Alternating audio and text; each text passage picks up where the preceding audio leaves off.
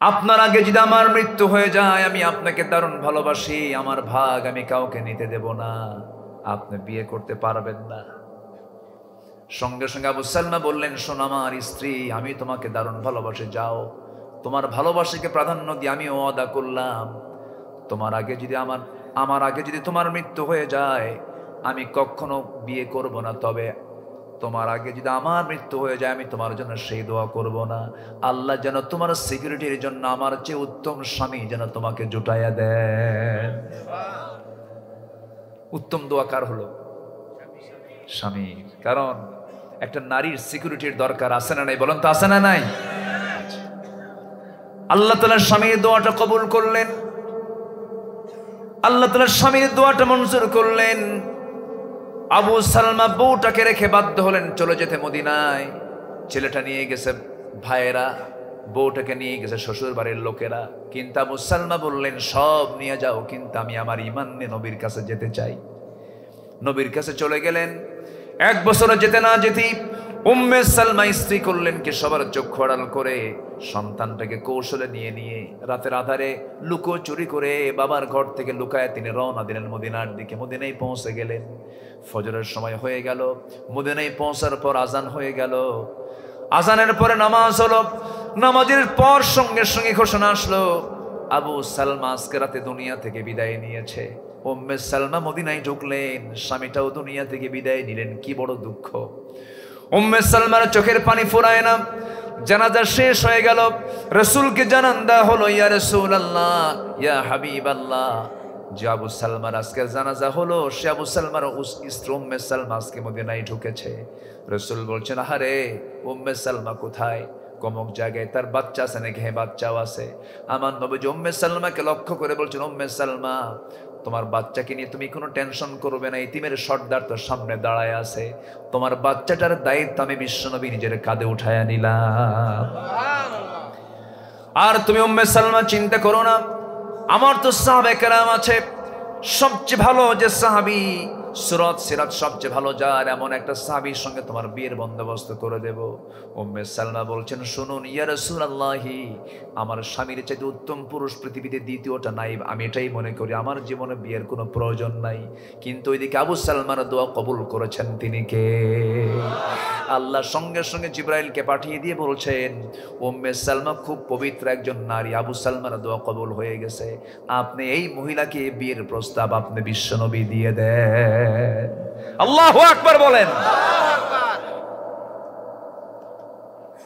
আমার বন্ধুগণ, অনেক অনেক লম্বা লম্বা কথা আছে। আউযু বিল্লাহি মিনাশ শাইতানির রাজীম। বিসমিল্লাহির রাহমানির রাহিম।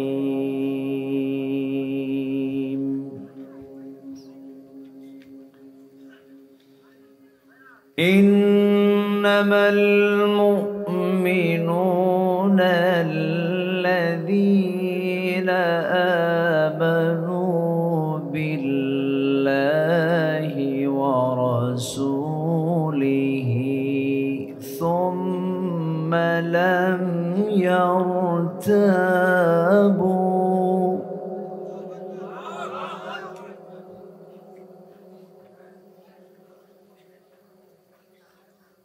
ثم لم يرتابوا وجاهدوا بأموالهم وأنفسهم في سبيل الله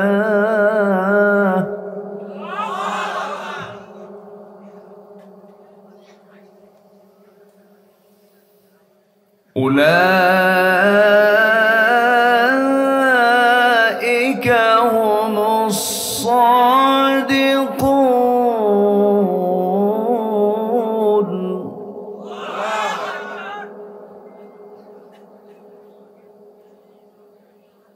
قل أتعلمون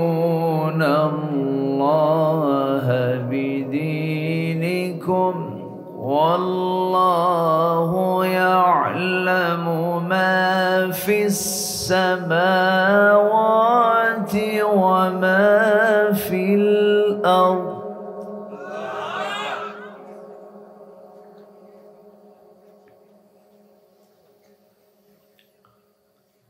والله بكل شيء عليم.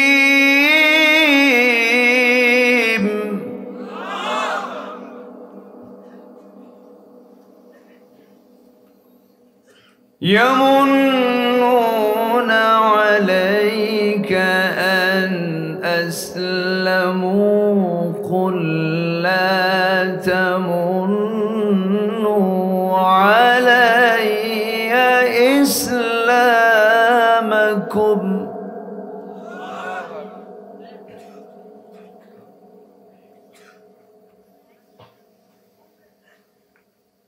بل الله يمن عليكم أن هداكم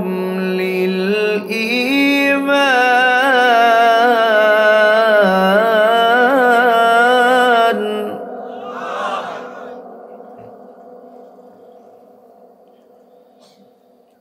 أن هداكم للإيمان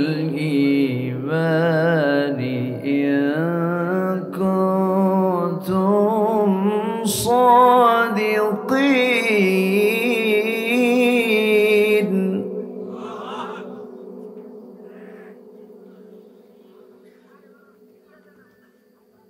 إن الله يعلم غيب السماوات والأرض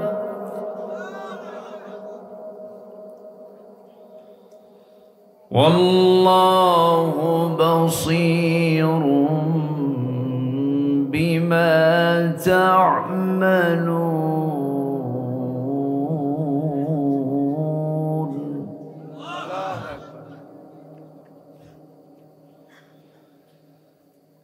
الله أكبر. بسم الله الرحمن الرحيم.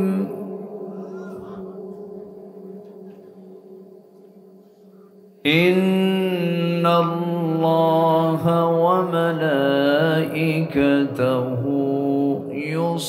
يصلون على النبي يا أيها الذين آمنوا صلوا عليه وسلموا تسليما.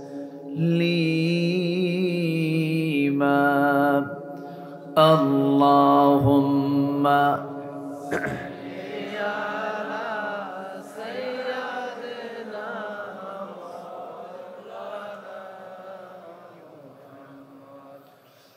وعلى آل سيدنا مولانا محمد। একটু আওয়াজ দিয়ে নবীর প্রেমে মাতোয়ারা হয়ে জবান খুলে জোরালো কণ্ঠে সবাই বলুন আল্লাহুম্মা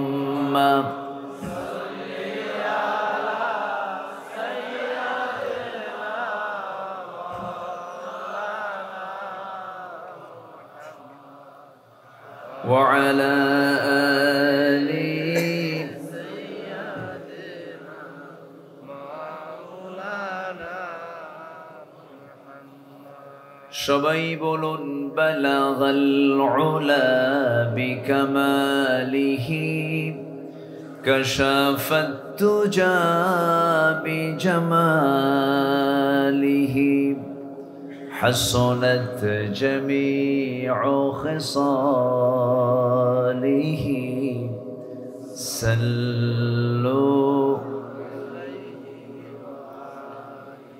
سورة يوسف بداري حكمة لقمان ما قارئ قرآن باري ये दिले सदमाने मा बलगल उला बिकमालिही कशफत तुजा बिजमालिही हसनत जमीउ खिसालिही।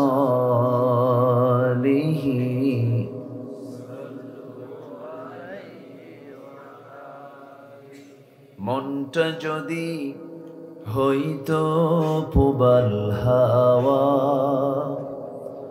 হইতো যদি শুভ্র কবুতর, মেঘের ডানায় পাঠিয়ে দিতাম, মেঘের ডানায় পাঠিয়ে দিতাম মদিনার পথে, যেথায় আমার প্রিয় নবী ঘুমান নিরন্তর,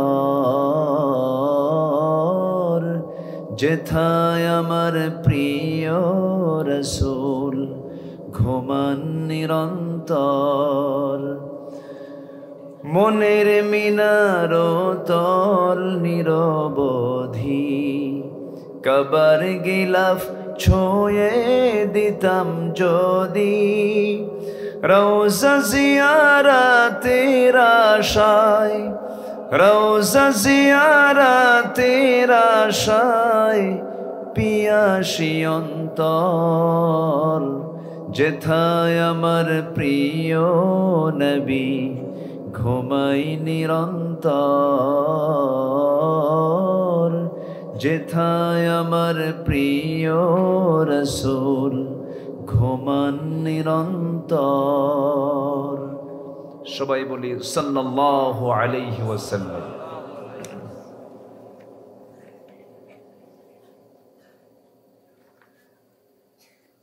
ঢাকা অঞ্চলের ধামরাই উপজেলার হরিদাসপুর দক্ষিণ কান্টাহাটি ইউনাইটেড ইউথ ক্লাব মাহফিল ইন্তজামিয়া কমিটি কর্তৃক আয়োজিত পঞ্চম বার্ষিকী ওয়াজ মাহফিল 2024 ঈদগাহ মাঠে অনুষ্ঠিত আজকের এই মহৎ আয়োজনের সম্মানিত সুযোগ্য সভাপতি, আজকের এই প্রোগ্রামের বরেণ্য সাহেবে সদর জনাব মুহিদুর রহমান বাবুল সাহেব, আজকের মাহফিলের বরেণ্য অতিথি, বরেণ্য মেহমান, আমার অত্যন্ত কাছের নন্দিত আলেমে দ্বীন, সুমধুর কণ্ঠের অধিকারী মুহতারাম মাওলানা হেদায়েতুল্লাহ নূরি হাফিজাহুল্লাহ। আজকের মাহফিলের সম্মানিত মেহমান বৃন্দ, হাজারাত উলামায়ে কেরাম, ফদলায়ে ইজম, সুশীল সমাজ, জাতির শ্রেষ্ঠ সন্তান শিক্ষক মণ্ডলী, জাতির বিবেক সাংবাদিক বৃন্দ, সামনে উপস্থিত দূরে কাছের বিভিন্ন স্থান থেকে ছুটে আসা কালেমার ঝান্ডাবাহী, তাওহীদের পতাকাবাহী, দ্বীন ইসলামের নরসারদুল বীর মুজাহিদ, প্রাণ প্রিয় সম্মানিত দ্বীনী ভাইরা, আড়ালে বসে আছেন শ্রদ্ধেয়া সম্মানিতা মা বোনেরা, আলোচনার সূচনায় আনুষ্ঠানিকতার মধ্য দিয়ে আমার পক্ষ থেকে আবারও দিল খোলা সালাম, আসসালামু আলাইকুম ওয়া রাহমাতুল্লাহি তাআলা ওয়া বারাকাতুহু। সালামের জবাব একটু ভিজা ভিজা মনে হলো, ঠান্ডা ঠান্ডা মনে হচ্ছে, ঠান্ডা পড়ছে তো। আসসালামু আলাইকুম ওয়া রাহমাতুল্লাহ। কেমন আছেন সবাই? আল্লাহ তাআলার খাস মেহেরবানি, জি আল্লাহ তাআলা আমাকেও আপনার মতোই আপনার কাতারি রেখেছেন, বলছি আলহামদুলিল্লাহ। একটু পিছনে আসলে ওই যে বক্সের আওয়াজটা আমার কানে যেন আসে, হ্যাঁ একটু, হ্যাঁ জি একটু, হ্যাঁ মহান রব্বে করিমের শুকরিয়া যে মহান আল্লাহ সুবহানাহু ওয়া তাআলা আমাদেরকে একটা অনুকূল পরিবেশ তৈরি করে দিয়েছেন, কোরআন শোনার জন্য একটা মুক্ত মঞ্চ, মুক্ত পরিবেশ দিয়েছেন, যা আমরা ইতিপূর্বে পাইনি। মাহফিল করতে গেলে থানায় যাওয়া লাগতো। এটা একটা প্রবলেম না বলেন তো? কোরআন শোনার জন্য থানায় কেন যাওয়া লাগবে? এই ট্র্যাডিশন কেন চালু হয়েছিল? কি জন্য চালু হয়েছিল? কোরআন শোনার জন্য পরিবেশ কঠিন করা দরকার না সহজ করা দরকার? এই যে মাহফিল কমিটি আয়োজন করেছে, মূলত এটা তো আদর্শ নাগরিক তৈরি করার একটা মাধ্যম। এদেশের মানুষ যেন ভালো হয়, আদর্শ নাগরিক হয়ে গড়ে উঠতে পারে, তাহলে এটা কি সরকারের কাজ নয়? সরকারের তো এটা দায়িত্ব। যে কাজ গভর্নমেন্ট করার কথা, সেই কাজ জনগণ করছে তার নিজের পয়সা খরচ করে। তার আবার অনুমতি নেওয়ার জন্য থানায় যেতে যেতে জুতার তলা নাই। কি টাইম আমরা পার করেছি। এখন উল্টা থানা ফোন দিয়ে বলে কিছু লাগবে কি? ঠিক না? কি পরিবেশ আমরা পেয়েছি। এই পরিবেশ যিনি তৈরি করে দিয়েছেন শুকরিয়া আদায় করছি, বলছি আলহামদুলিল্লাহ। জোরে বলি আলহামদুলিল্লাহ। চিৎকার মেরে বলছি আল্লাহুম্মা ইন্নী আসআলুকা আল হুদা ওয়াত তুকা ওয়াল আফাফা ওয়াল গিনা। সবাই বলি আল্লাহুম্মা লাকা আসলামতু ওয়া বিকা আমানতু ওয়া আলাইকা তাওয়াক্কালতু ওয়া ইলাইকা আনাবতু ওয়া বিকা খাসামতু। আমরা আল্লাহ তাআলার শুকর আদায় করে নিলাম। সম্মানিত হাজিরিন, আমার অভ্যাস অনুযায়ী আল্লাহ তাআলার কালাম, আসমান থেকে নাজিল হওয়া গ্রন্থ আল কোরআন আল কারীমের 49 নম্বর সূরার শেষ দিকের কয়েকটা আয়াতে কারীম আমি তেলাওয়াত করেছি। সেই তেলাওয়াতকৃত আয়াতগুলোকে সামনে রেখে কিছু কথা আমি বলতে চাচ্ছি। আমাকে সময় দেওয়া যাবে তো? সময় দিতে রাজি আছি। আল্লাহ তাআলা কবুল করুন, জোরে বলি আমিন। সম্মানিত ভাইয়েরা, আমার আগের যিনি মেহমান ছিলেন, খুব দামি চমকপ্রদ কথা তিনি উপস্থাপন করেছেন। সুরের মূর্ছনা দিয়ে অনেক সুন্দর তিনি আলোচনা রেখেছেন। আমি শেষ ক্লাসে বসেছি। আমি তো আমার নিজের কোনো কথা বলবো না, আমি চেষ্টা করব আমার নিজের কোনো কথা না বলে কথা বলতে চাই আমরা কার কথা? কথা বলতে চাই আমরা রাসূলের কথা। যা আল্লাহ বলেছেন, মা কাল আল্লাহ ও মা কাল রাসূল, আল্লাহ যা বলেছেন এবং রাসূল যা বলেছেন, এই পৃথিবীতে যত কথা আছে এই দুই কথার চাইতে দামি কথা পৃথিবীতে আর দ্বিতীয়টা নাই। বলি আলহামদুলিল্লাহ। সম্মানিত ভাইয়েরা, আমরা একত্রিত হয়েছি এমন সময়, যে সময় শুধু বাংলাদেশ নয়, গোটা পৃথিবীর 2 শতাধিক রাষ্ট্রের কোথাও শান্তির কোনো পরিবেশ নাই। কোথাও না। আপনি ভাবতেছেন স্বপ্নের দেশ আমেরিকা? কে বলেছে? সবচাইতে মানসিক রোগী আর পাগলা বেশি আমেরিকায়। হতাশ, সুখ নাই, শান্তি নাই, টাকা আছে, পয়সা আছে, কিন্তু সালমান এফ রহমান মার্কা। কি কথা কি বুঝতেছেন আপনারা? দাড়ি কাটছে না, জানেন না আপনারা? দাড়ি কাটা নাই, কাটছে। শান্তি নাই। সম্মানিত বন্ধুগণ, সুখ শান্তি পেতে হলে, প্রকৃত সুখ এবং শান্তি পেতে হলে থাকতে হবে সবার আগে নির্ভেজাল ঈমান। নির্ভেজাল কি থাকতে হবে? ঈমান থাকতে, তাহলে সুখ থাকবে। ঈমান আছে যেখানে সুখ আছে, সেখানে ঈমান আছে যেখানে শান্তি আছে, সেখানে ঈমান আছে যেখানে প্রশান্তি আছে, সেখানে। ঈমান ছাড়া মানুষ কখনো সুখী হতে, শান্তি পেতে পারে না। সম্মানিত ভাইয়েরা, অনেক কথা আছে, আস্তে আস্তে করে বলবো আমরা। গোটা পৃথিবীতে 56টি মুসলিম রাষ্ট্র, 2 শতাধিক রাষ্ট্রের মধ্যে 56টি মুসলিম রাষ্ট্র, যার জনসংখ্যা প্রায় 200 কোটি।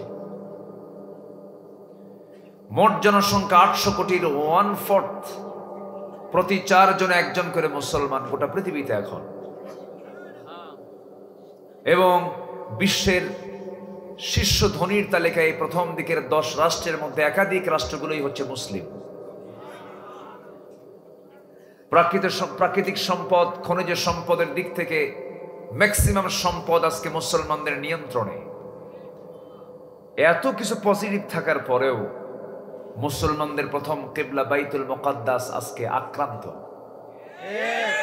গোটা পৃথিবীর মুসলমান আজকে মার খাচ্ছে, কম না বেশি? বেশি। আমার দেশের মানুষকে রক্তাক্ত করছে।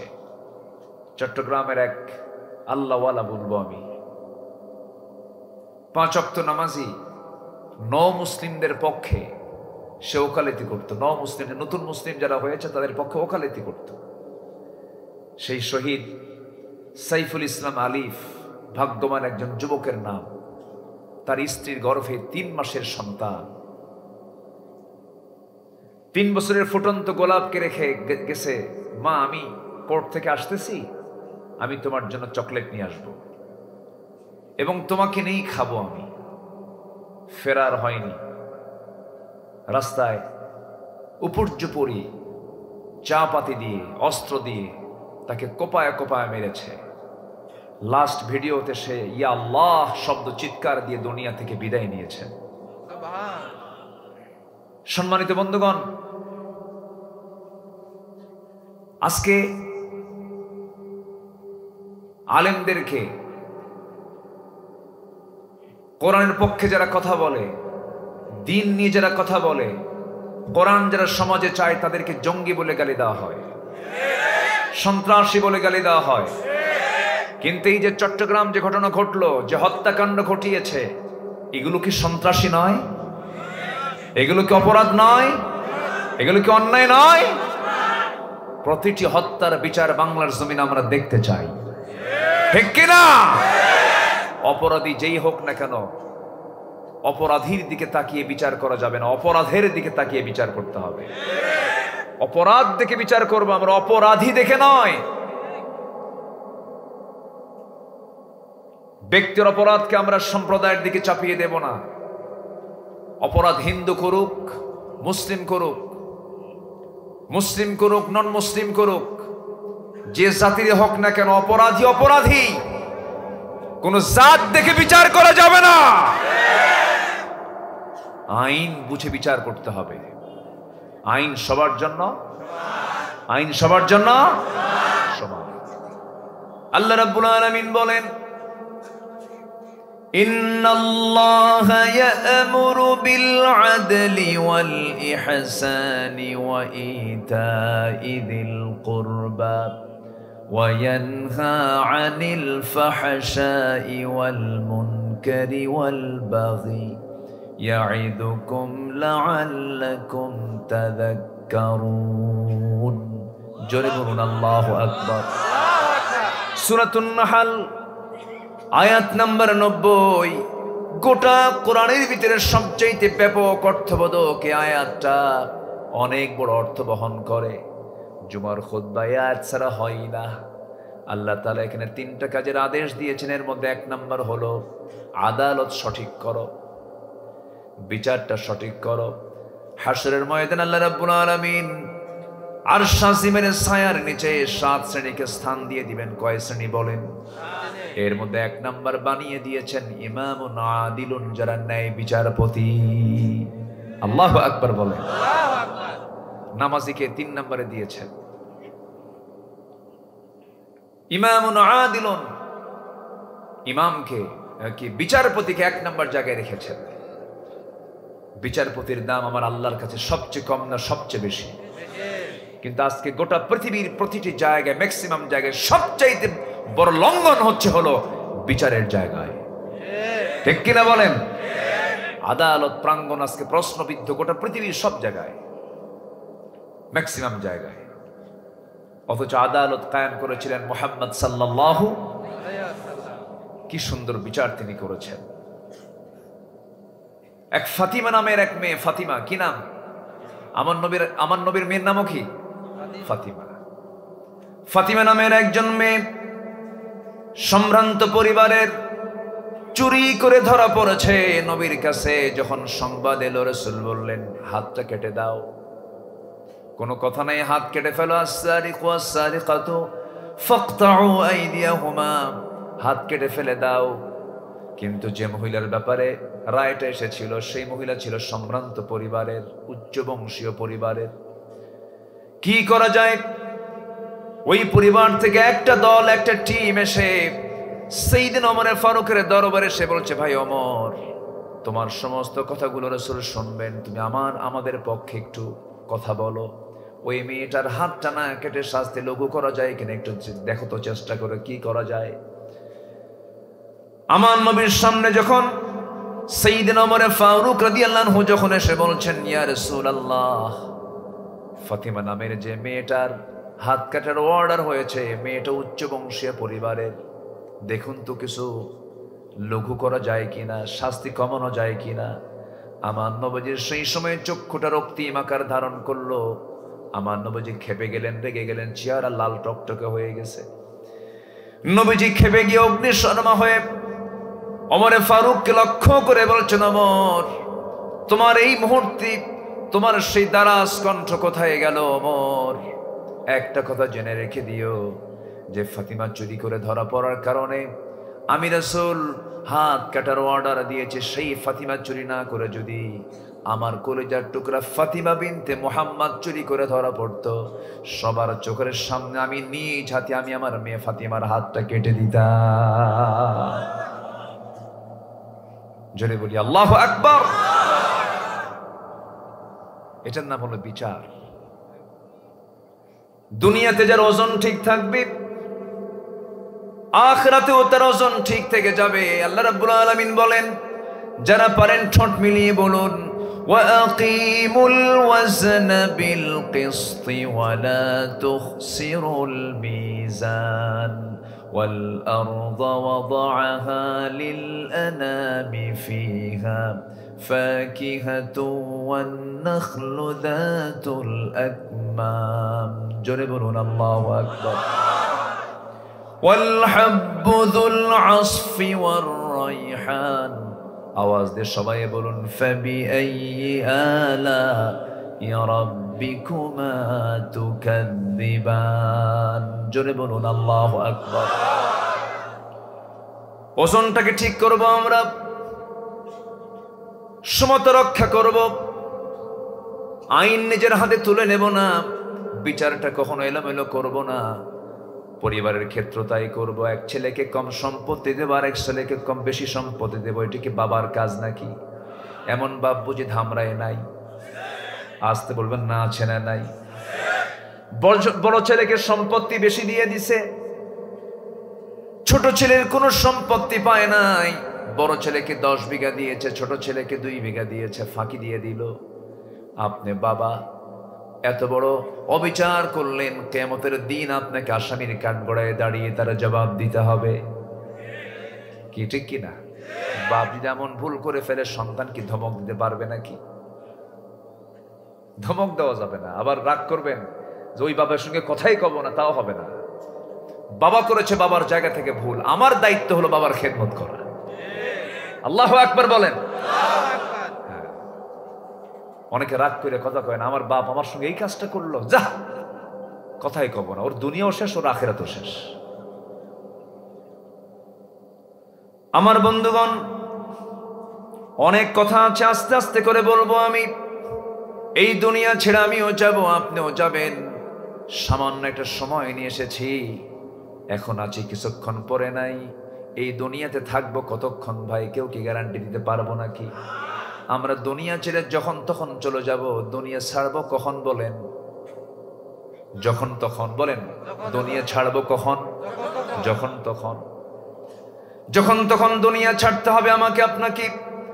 কিন্তু সবচেয়ে বড় বিষয় হলো এই দুনিয়া তো আমি ছাড়বই, আমি কি আমলনামা নিয়ে যাচ্ছি, আমার সঙ্গে আমি কি নিয়ে যাচ্ছি, আমার সামানটা কি, আমার আমলনামাটা কি।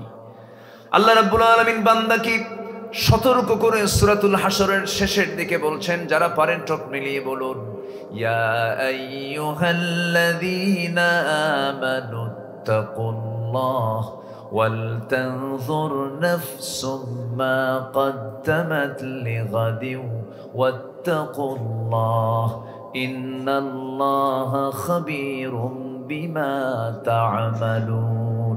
জোরে বলুন আল্লাহু আকবার। ইমানদাররা তোমরা আল্লাহকে ভয় করো আর লক্ষ্য করে দেখো তো আগামী দিনের জন্য তুমি কি নিয়ে আসতেছো আল্লাহর সামনে। আমরা আল্লাহর সামনে লজ্জা নিয়ে উঠবো না সম্মান নিয়ে উঠবো? আল্লাহর সামনে দাঁড়াবো লজ্জা নিয়ে না সম্মান নিয়ে? লজ্জা যেন না পেতে হয়, আল্লাহ যেন আমাকে না ধরেন। আল্লাহ রাব্বুল আলামিন বলেন, আমার কাছে কোন বান্দা সম্মানিত তোরা জেনে নে বান্দা। আল্লাহ রাব্বুল আলামিন বলছেন, ইন্না খালাকনাকুম মিন যাকারিন ওয়া উনসা ওয়া জাআলনাকুম শুউবান ওয়া কাবাইলা লিতাআরাফু ইন্না আকরামাকুম ইনদাল্লাহি আতকাকুম। জোরে বলুন আল্লাহু আকবার। আমি তোমাদেরকে এক পুরুষ এবং এক নারী থেকে, এক নর এবং নারী থেকে সৃষ্টি করেছি। সেখান থেকে বিভিন্ন ভাষা দিয়েছি, গোত্র গোত্র ভাগ করে দিয়েছি, যেন তোমরা একে অপরকে চিনতে পারো। অথবা তোমাদের মধ্যে সৈয়দ, মির্জা, মোগল, পাঠান, সরকার, সম্রাট, এই সমস্ত শেখ, এই সমস্ত বংশগত পরিচয় আমার কাছে দামি নয়। আমার কাছে সেই লোকটাই সবচাইতে সম্মানিত, যে বান্দাটা আমি আল্লাহ আমাকে সবচাইতে বেশি ভয় করে। জোরে বলি সুবহানাল্লাহ। বংশ দিয়ে কি করবেন? আমার নবীর বংশ আর আবু জেরের বংশ কি দুই রকম না এক রকম? দুইটা না একটা? একই বংশ। আমার নবীর বংশের মানুষ, আপন চাচা আমার নবীর আবু তালেব, বংশ মিলে লাভ কি? আবু তালেব জান্নাতি না জাহান্নামী? জাহান্নামী। আপনার বাবা দিয়ে আপনি কিছু করতে পারবেন না, আপনার নিজের আমল নিজেকে নিয়ে যেতে হবে। তাই যদি হতো, ইব্রাহিম আলাইহিস সালাতু ওয়াস সালাম আল্লাহর পয়গম্বর, তার বাপটা জান্নাতি না জাহান্নামী? আজর। ছেলে দিয়ে কাজ হবে না। নূহ আলাইহিস সালাতু ওয়াস সালাম, তিনি আল্লাহর পয়গম্বর, বাপ নবী, ছেলেটা কাফের। নবী হয়ে লাভ আছে? ছেলের জন্য কোনো লাভ আছে বলেন? বাপ নবী হয়ে লাভ কি? ওর তো ঈমান নাই, কোনো কাজ হবে না। আর আমার দেশে কিছু পাগলা আছে, পীরের মুরিদ হইয়া পীরের ঠ্যাং ধরে জান্নাত পার হয়ে জাহান্নামে যাবে। আছে না নাই? নবীর ছেলে পার পাচ্ছে না, নবীর বাপ পার পাচ্ছে না। আর আমার দেশের কিছু মূর্খ, নামাজ নাই, রোজা নাই, দিন নাই, ঈমান নাই, কিচ্ছু নাই, ভাবে যে বছরে একবার দরবারে গুরু পাঠাবো তো কাম তো হয়ে গেছেন, আমার জন্য দোয়া হয়ে যাবে। অটো দোয়া পাশ কইরা জান্নাত পার হয়ে জাহান্নামে যাবে। যা তুই জাহান্নামে। আছে না নাই? আল্লাহর কসম করে বলি, আমি পীর বিরোধী নই, আমি পীরকে সম্মান করি। এই দেশ পীরেরই দেশ, বলি আলহামদুলিল্লাহ। কোন দিকে তাকাবেন আপনি? সিলেট শাহজালাল শুয়ে আছেন, খুলনা খানজাহান শুয়ে আছেন, রাজশাহী শাহ মখদুম শুয়ে আছেন, বগুড়া শাহ সুলতান বলখি শুয়ে আছেন, চট্টগ্রাম শাহ আমানত শুয়ে আছেন। এরকম করে গোটা দেশ আমার দেশ, পীরদের দেশ, বলি আলহামদুলিল্লাহ। কিন্তু এগুলো পীর তো গাঁজা খাওয়া পীর ছিল না, বেনামাজি পীর ছিল না। শাহজালাল ইয়ামিনী রাজা গৌর গোবিন্দকে পরাজিত করেছে। খাজা মঈনুদ্দিন চিশতি রহমতুল্লাহ আলাইহি, তার নামগুলো খাজা নাম কয়ে গাঁজা খায়। আর খাজা মঈনুদ্দিন চিশতি রহমতুল্লাহ আলাইহি রাজা পৃথ্বীরাজকে পরাজিত করে গোটা ভারতবর্ষে কালিমার পতাকা উড্ডীন করেছেন। তারা কি করেছেন আর এরা কি করে? হুঁ! খাজা দিল কর তাজা, ইসমে জালাল, গাজার কলকি খাওয়া হালাল। জোরে কোন নাউযু বিল্লাহ। আছে না নাই? ওরা বলে মোল্লা মুন্সি নামাজ পড়ে, মারেফত তো বোঝে না, বাবার নামে হালকা দিলে ওযু গোসল লাগে না। ওদের ওযুও নাই, গোসলও নাই। মানুষ না জানোয়ার? গরু কি ওযু করে? গরু কি গোসল করে? ওরা বোঝে না? পাখি বোঝে কিছু? তাহলে ওদেরও ওযু নাই, গোসল নাই, গরুরও ওযু গোসল নাই। There is no difference between man and cow. ওই গরু আর মানুষের মধ্যে কোনো তফাৎ আছে নাকি? না। সম্মানিত ভাইয়েরা, মন খারাপ করবেন না। সমাজের যে রোগগুলো আছে সেই রোগগুলো ধরার দরকার আমাদের আছে না নাই বলেন? আছে। জান্নাত পাওয়ার জন্য বেশি দূরে যেতে হবে না, তো কোরআন ধরলি তো হয়ে যাচ্ছে। মেধা দিয়েছেন কে? চোখ দিয়েছেন কে? কান দিয়েছেন কে? বোঝার মতো জ্ঞান দিয়েছেন কে? কোরআনটা কার? মেধা খাটাও, চোখ দেখো, শোনো, বাস হয়ে গেল তো। এত কিছু দরকার নেই, কোরআন তো সামনে আছে। আমার দুঃখ লাগে, আমি অবাক হয়ে যাই, ইমানটা কেমনে বিক্রি করে দেয় ওদের কাছে।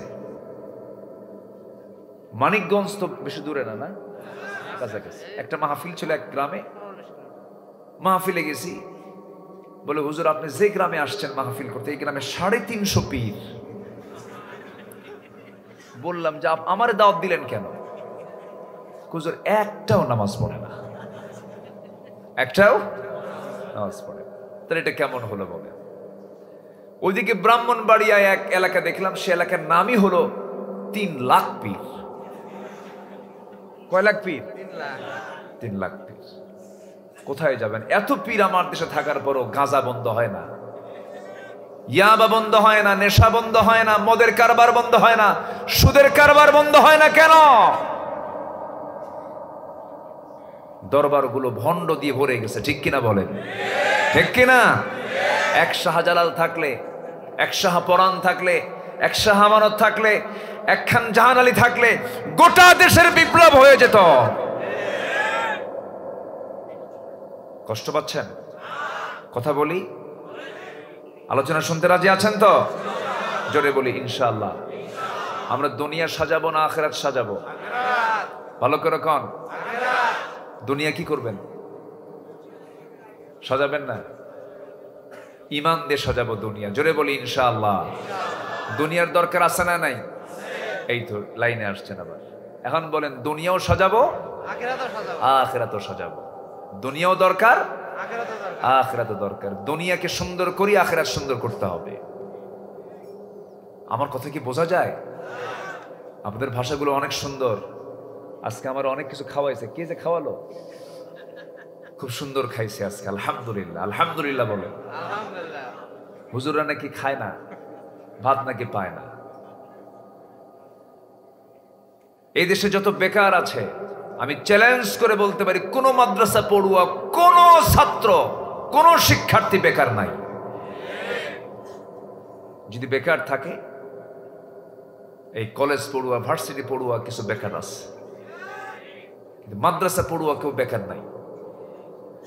রিজিক নিয়ে এত টেনশন করি কেন আমরা? রিজিকের দায়িত্ব কার? দুনিয়াতে খাওয়া সহজ না মার পেটে খাওয়া সহজ? সহজ। মার পেটে খাওয়া সহজ। মনে আছে খাওয়া? মনে আছে আপনাদের? খাওয়াইছে কে? কে খাওয়াইছে? যে আল্লাহ তাআলা ওই সুরক্ষিত অন্ধকার, ফি কারারিম মাকিন, নিকষ কালো ঘন অন্ধকার মারপেট। পৃথিবীর কোন গোডাউন, পৃথিবীর কোন কারখানা, পৃথিবীর কোন প্রোডাকশন স্পট আলো ছাড়া চলে না। আলো ছাড়া কোনো কিছু প্রোডাকশন হয় না। আল্লাহ তাআলা মানুষকে এমন একটা জায়গায় বড় করলেন যেখানে কোনো আলোই নাই। জোরে বলে সুবহানাল্লাহ। কে খাওয়াইছেন? তা আল্লাহ যদি ওই জটিল জায়গায় খাওয়ান, এই দুনিয়াতে খাওয়াতে পারেন না? না, আজ বলে পারেন কি পারেন না? অবশ্যই পারেন। সম্মানিত বন্ধুগণ, আমরা দুনিয়াও সাজাবো, আখিরাতে সাজাবো। কি দিয়া বলেন? দুনিয়া সাজাবো কি দিয়া? সাজানোর মাধ্যম কি? আল্লাহ আমার দোয়া শিখিয়ে দিয়েছেন, যারা পারেন ঠোঁট মিলিয়ে বলুন, রব্বানা আতিনা ফিদ দুনিয়া হাসানাতাও ওয়া ফিল আখিরাতি হাসানাতাও ওয়া কিনা আযাবান নার ওয়াজআলনাল জান্নাতা মাআল আবরার। জোরে বলুন আল্লাহু আকবার। এখানে দুনিয়াও আছে, আখিরাতও আছে। আগে আখিরাত না আগে দুনিয়া? বলেন বলেন বলেন। এখানে আমরা যে দোয়া চাচ্ছি, আমরা কি আখিরাত আগে চাচ্ছি না দুনিয়া আগে চাচ্ছি? রব্বানা আতিনা ফিদ দুনিয়া হাসানা ওয়া ফিল আখিরাতি হাসানা। দুনিয়াকে সাজাবো আমরা কোরআন দিয়ে, ইসলাম দিয়ে। জোরে বলি ইনশাআল্লাহ। আমার বন্ধুগণ, যেখান থেকে আমি তেলাওয়াত করেছি সেই তেলাওয়াত কি আয়াতের দিকে আস্তে আস্তে চলে যাব। দুনিয়াকে সাজাবো আমরা, দুনিয়া সাজিয়ে আমরা আখিরাতকে আমরা সুন্দর করে প্রস্তুতি নিয়ে ফেলবো আখিরাতের। দুনিয়া যার সুন্দর সাজানো হয়ে যাবে, আখিরাত তার জন্য মহা বড় নিয়ামতে সে ধন্য হয়ে যাবে, জান্নাত সে পেয়ে যাবে। এর প্রস্তুতির জন্য দুনিয়ার জীবনে আমরা 15টা কাজ দিয়ে আমরা আমাদের জীবনটাকে সাজিয়ে নেব। কয়টা কাজ দিয়ে বলেন? বলেন কয়টা? বলেন 15টা কাজ দিয়ে আমরা জীবনটাকে সাজিয়ে নেব। আমি কিন্তু একটাও বলি নাই, ধীরে ধীরে একটা একটা করে বলবো। বলেন সময় দরকার আছে কিনা? আমাকে সময় দিচ্ছেন তো? খুব সুন্দর মানুষ আপনারা, কোন মানুষের নড়াচড়া নেই। বলি আলহামদুলিল্লাহ। 15টা কাজ দিয়ে আমরা আমাদের জীবনটাকে সাজিয়ে নেব। ধীরে ধীরে আসুন আমরা পর্যায়ক্রমে একটা একটা করে শুনি। নাম্বার 1, সূরাতুল হুজুরাতের 15 নম্বর আয়াত আল্লাহ তাআলা কি বলছেন? আমি যে আয়াতগুলো বলতেছি বিরক্ত হচ্ছেন না তো? আয়াত যত বেশি হবে বরকত তত বেশি হবে। আর আয়াত নাই যে আলোচনায়, ওটা আলোচনা না, ওটা আলুসানা। ওটা কি? আলুসানা, ওটা আলোচনা নয়। এরকম আলোচনাও কিন্তু আমার দেশে আছে। একটা আয়াতও কয় না, একটা হাদিসও কয় না। আছে কি না? আছে। আমার বন্ধুগণ, আল্লাহ রাব্বুল আলামিন বলেন, ইন্নামাল মুমিনুনা আল্লাযীনা আমানু বিল্লাহি ওয়া রাসূলিহি সুম্মা লাম ইয়ারতাবু ওয়া জাহাদু বিআমওয়ালিহিম ওয়া আনফুসিহিম ফি সাবিলিল্লাহ وجاهدوا بأموالهم وأنفسهم في سبيل الله أولئك هم الصادقون جربون الله أكبر আল্লাহ রাব্বুল আলামিন বলেন, নিঃসন্দেহে প্রকৃত মুমিন তো তারাই যারা ঈমান আনবে আল্লাহর উপরে, নবীর উপরে, কোনো সন্দেহ ছাড়াই, এবং যারা জিহাদ করবে আল্লাহর পথে জান দিয়ে মাল দিয়ে। আল্লাহ বলছেন এই 2টা কাজ করবে যারা, আমি তাদেরকে সিদ্দিক খেতাব দিয়ে দিলাম। কি খেতাব? অধিক সত্যবাদী। আমার দেশে এক সিদ্দিক আছে, এই টাঙ্গাইলের দিকে বাড়ি। হ্যাঁ, কয় কি জানেন? আমি আমিন কই না। কেন? আমার তো গুনাই নাই। শুনছেন নাকি আপনারা? কি কয়? আমার কোনো গুনাই নাই। তাহলে চিন্তা করেন, দুনিয়াতে মানুষ ফেরেশতাও আছে যার কোনো গুনাই নাই। শয়তান তোর কাছে আসেই না, কারণ শয়তান ওর থেকে পালায় থাকে। আমি আর কি শয়তান? তুমি তো আমার চাইতে বড় শয়তান হয়ে বসে আছো। যেখানে আল্লাহ তার রাসূলকে বলছেন, ফাসাব্বিহ বিহামদি রাব্বিকা ওয়াস্তাগফিরহু তুবু ইলাল্লাহ ফাইন্নী আতুবু ফিল ইয়াউমি 100 মাররা।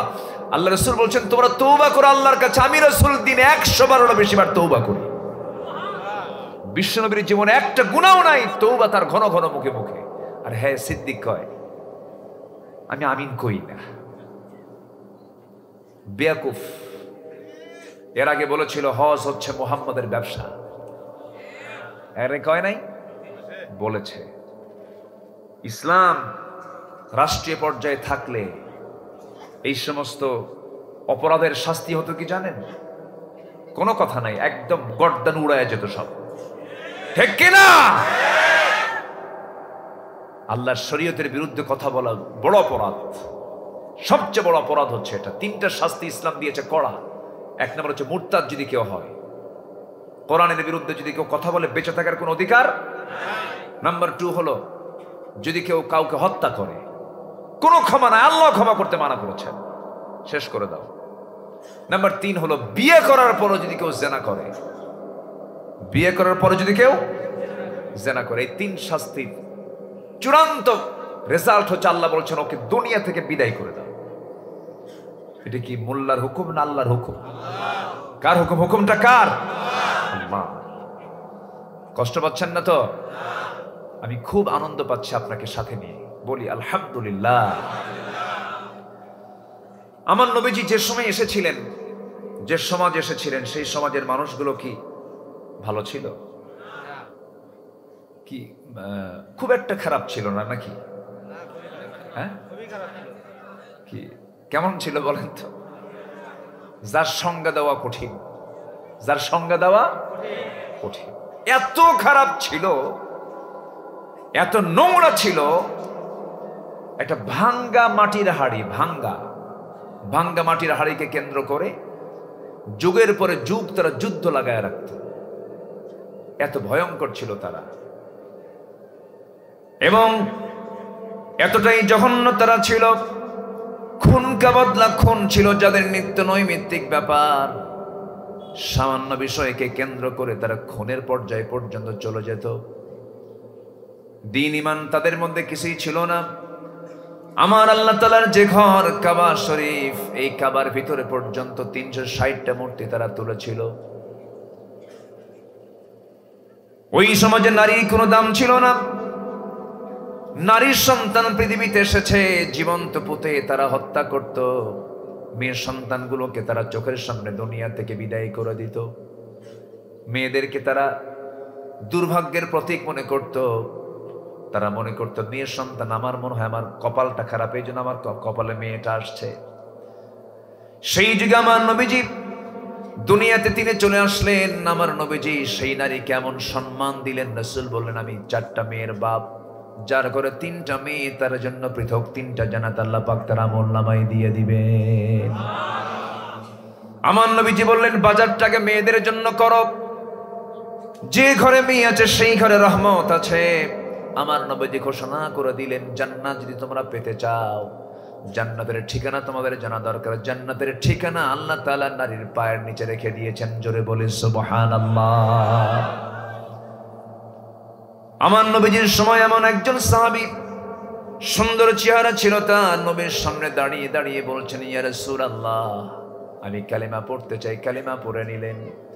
2-3 দিন যেতে না যেতেই তিনি হাউমা করে কান্দেন। নবীজি তার কান্না দেখে বলছেন ও সাহাবী, দিন গ্রহণ করলে মানুষ আনন্দ পায়, তৃপ্তি পায়, মজা পায়, কিন্তু তুমি ইসলাম গ্রহণ করার পরে তুমি হাউমাও করে কান্দো কেন? কি হয়েছে বলো তো?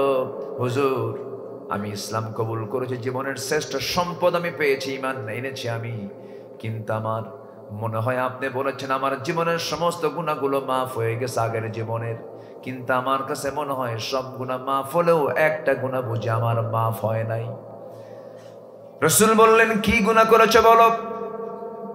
নবীজির সামনে সাহাবী 2টা হাঁটু সামনে গেড়ে দিয়া বিনয়ী হয়ে বসে গেলেন। বসে বলছেন ইয়া রাসূলুল্লাহ ইয়া হাবিবাল্লাহ, জীবনে বহু গুনাহ করেছি, সব গুনাহ যদি আল্লাহ তাআলা মাফ করেন, কিন্তু আমার একটা গুনাহ মনে হয় মাফ হবে না। কি করেছো? হুজুর নিজের হাতে আমি আমার কন্যা সন্তানকে জীবন্ত পুঁতে হত্যা করেছি। আমার নবীজি শুনে থমকে গেলেন, শুধু বললেন শোনো সাহাবী, জীবনে শুনেছি বহু, চোখের সামনে দেখি নাই, তোমার কাছ থেকে আজকে একটু গল্প শুনবো, একটু শোনাও তো দেখি। আমার নবীজি শুধু বলতেন না, মাঝে মাঝে কথা শুনতেন। দীর্ঘ সময় ধরে অনেকের কথা তিনি মনোযোগ দিয়ে শুনতেন। আমার নবী যেমন করে একদিন আলোচনা করছেন, হঠাৎ করে এক সাহাবী দাঁড়ায় বলে হুজুর আমার কিছু ওয়াজ আছে। রাসূল বলেন তোমার কি ওয়াজ আছে বলো? হুজুর আমার কি সেই ওয়াজ নাকি আমার জাহেলি যুগের একটা ওয়াজ আমি আপনাকে শোনাবো। সেই জাহেলি যুগের কথাটা হলো, হুজুর সারা জীবন একটা মূর্তির আমি উপাসনা করতাম, আমি তাকে আমার রব মনে করতাম, দেবতা মনে করতাম, ভাগ্যের প্রতীক মনে করতাম। সেই সেই রবটাকে, সেই দেবতাকে আমি আমার বুকে রাখতাম, পিঠে রাখতাম, আমার হাতের সঙ্গে রাখতাম, কোথাও গেলে সাথে নিয়ে চলে যেতাম, ভাগ্যের প্রতীক মনে করতাম। হঠাৎ একদিন লম্বা সফরে বের হয়েছি, হঠাৎ শৌচকার্যের প্রয়োজন হলো, হাজতের প্রয়োজন হলো, করলাম কি, আমার সেই মূর্তিটাকে, সেই ভাগ্যের প্রতীকটাকে আমি আস্তে করে করলাম কি, উঁচু একটা জায়গায় রেখে দিলাম, যত্নে রেখে আমি আড়ালে চলে গেলাম, পেশাব পায়খানা করে আসলাম।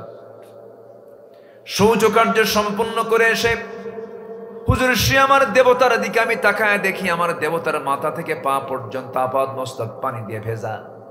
ভাবলাম মনে হয় রহমতের পানি ঝরছে মনে হয়। এটা চিন্তা করে আমি আমার জিহ্বাটা লাগায় দিলাম দেবতার গায়ে, এমন একটা চাটন মারলাম, দিকে আমতা আমতা গন্ধ, সামনের দিকে চায় দেখি কুত্তা লেজ গুটাইয়া যায়। আমার নবীজি মুস্কি মুস্কি হাসি মেরে বলছেন, তোমার ওয়াজ তো ভালোই হচ্ছে মাশাআল্লাহ।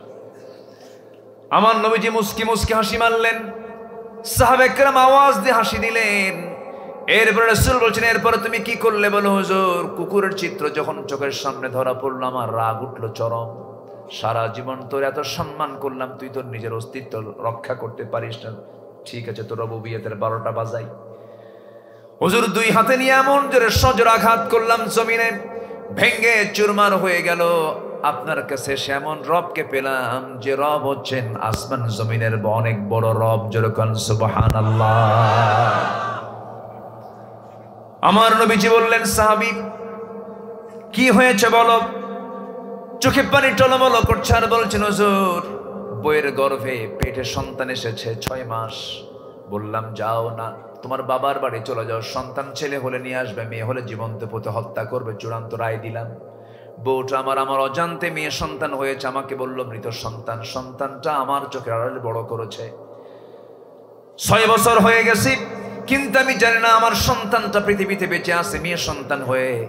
হঠাৎ করে আমার চোখের সামনে কিন্তু ধরা পড়ে গেল, আমার মতো চোখ, আমার মতো হাত, আমার মতো পা। চট করে ধরলাম আমি তার হাত, চেপে ধরে নিয়ে বউয়ের সামনে হাজির করে বললাম, বউ আমার সত্যি করে বলো তো, এর চোখটা আমার মতো দেখা যায়, এর চেহারাটা আমার মতো দেখা যায়, এর হাঁটন চলন ফেরন সবকিছু আমার মতো, আমার মন বলছে সন্তানটা আমাদের কেউ হবে। বউটা থরথর করে কেঁপে কেঁপে বলছে, স্বামী আমার কতক্ষণ তথ্য গোপন করবো, এই সন্তানটা আমাদেরই। এই কথা শোনা মাত্র আমি খেপে গেলাম, প্রকাশ করতে দিলাম না, আমি ভিতরে ভিতরে চরম খেপে গেছি। রাগ উঠেছে আমার, শয়তান বন করেছে, সন্তানটাকে মেরে ফেলবো কেমনে। আমি কৌশল করে অভিনয় শুরু করে সন্তানটাকে কোলের মধ্যে আমি আদর করলাম, চুমু দিলাম। মেয়েটা কেঁদে কেঁদে বলছে, মা তুমি আমাকে আমার আব্বার সঙ্গে আগে পরিচয় করে দিলে কি হতো, আমার বাপটা অনেক ভালো মানুষ, আমাকে কি সুন্দর করে আদর করছে, মোহাব্বত করছে, আমাকে কত সুন্দর স্নেহ করছে।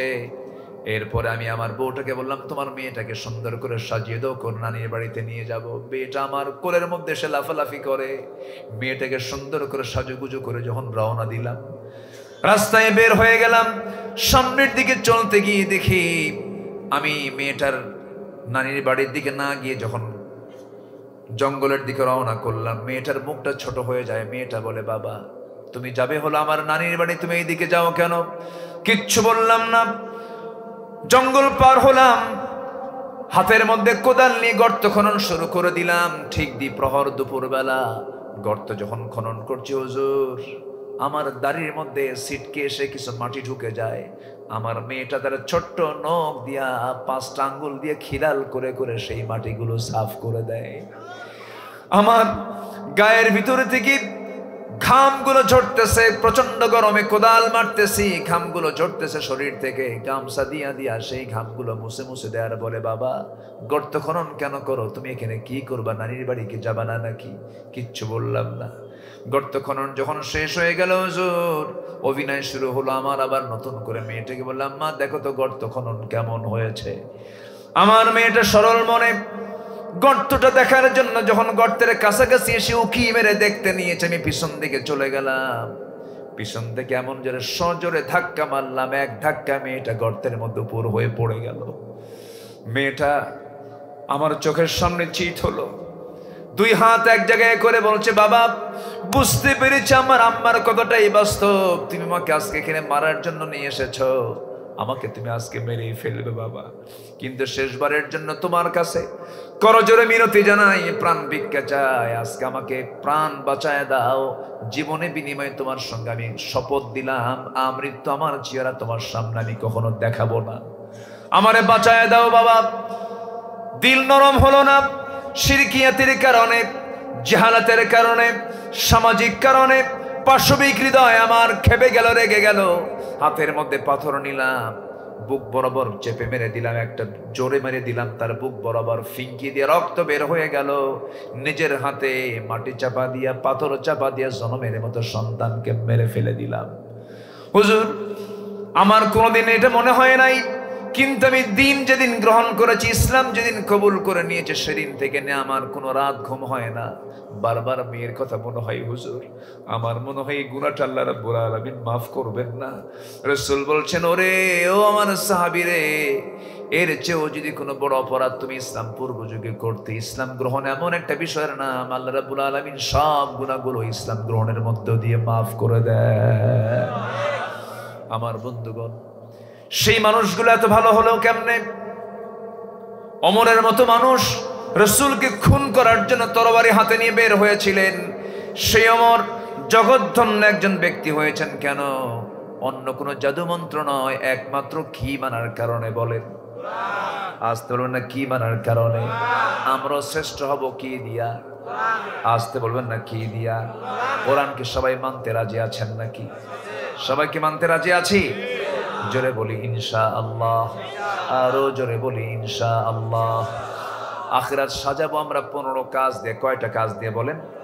1 নাম্বার হলো ঈমান। কি বলেন? 1 নাম্বার কি? নাম্বার 2 হলো জিহাদ। নাম্বার 2 কি? জিহাদ। জিহাদের দরকার আছে না নাই?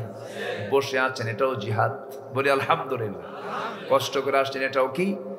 জিহাদ। ফজরে উঠতে মন চায় না, ওজুর পানি ঠান্ডা উঠতেছে নামাজ পড়তে, এটা কি? জিহাদ। 2-1 করে ওঠার চান্স নিচ্ছেন মনে হয় নাকি?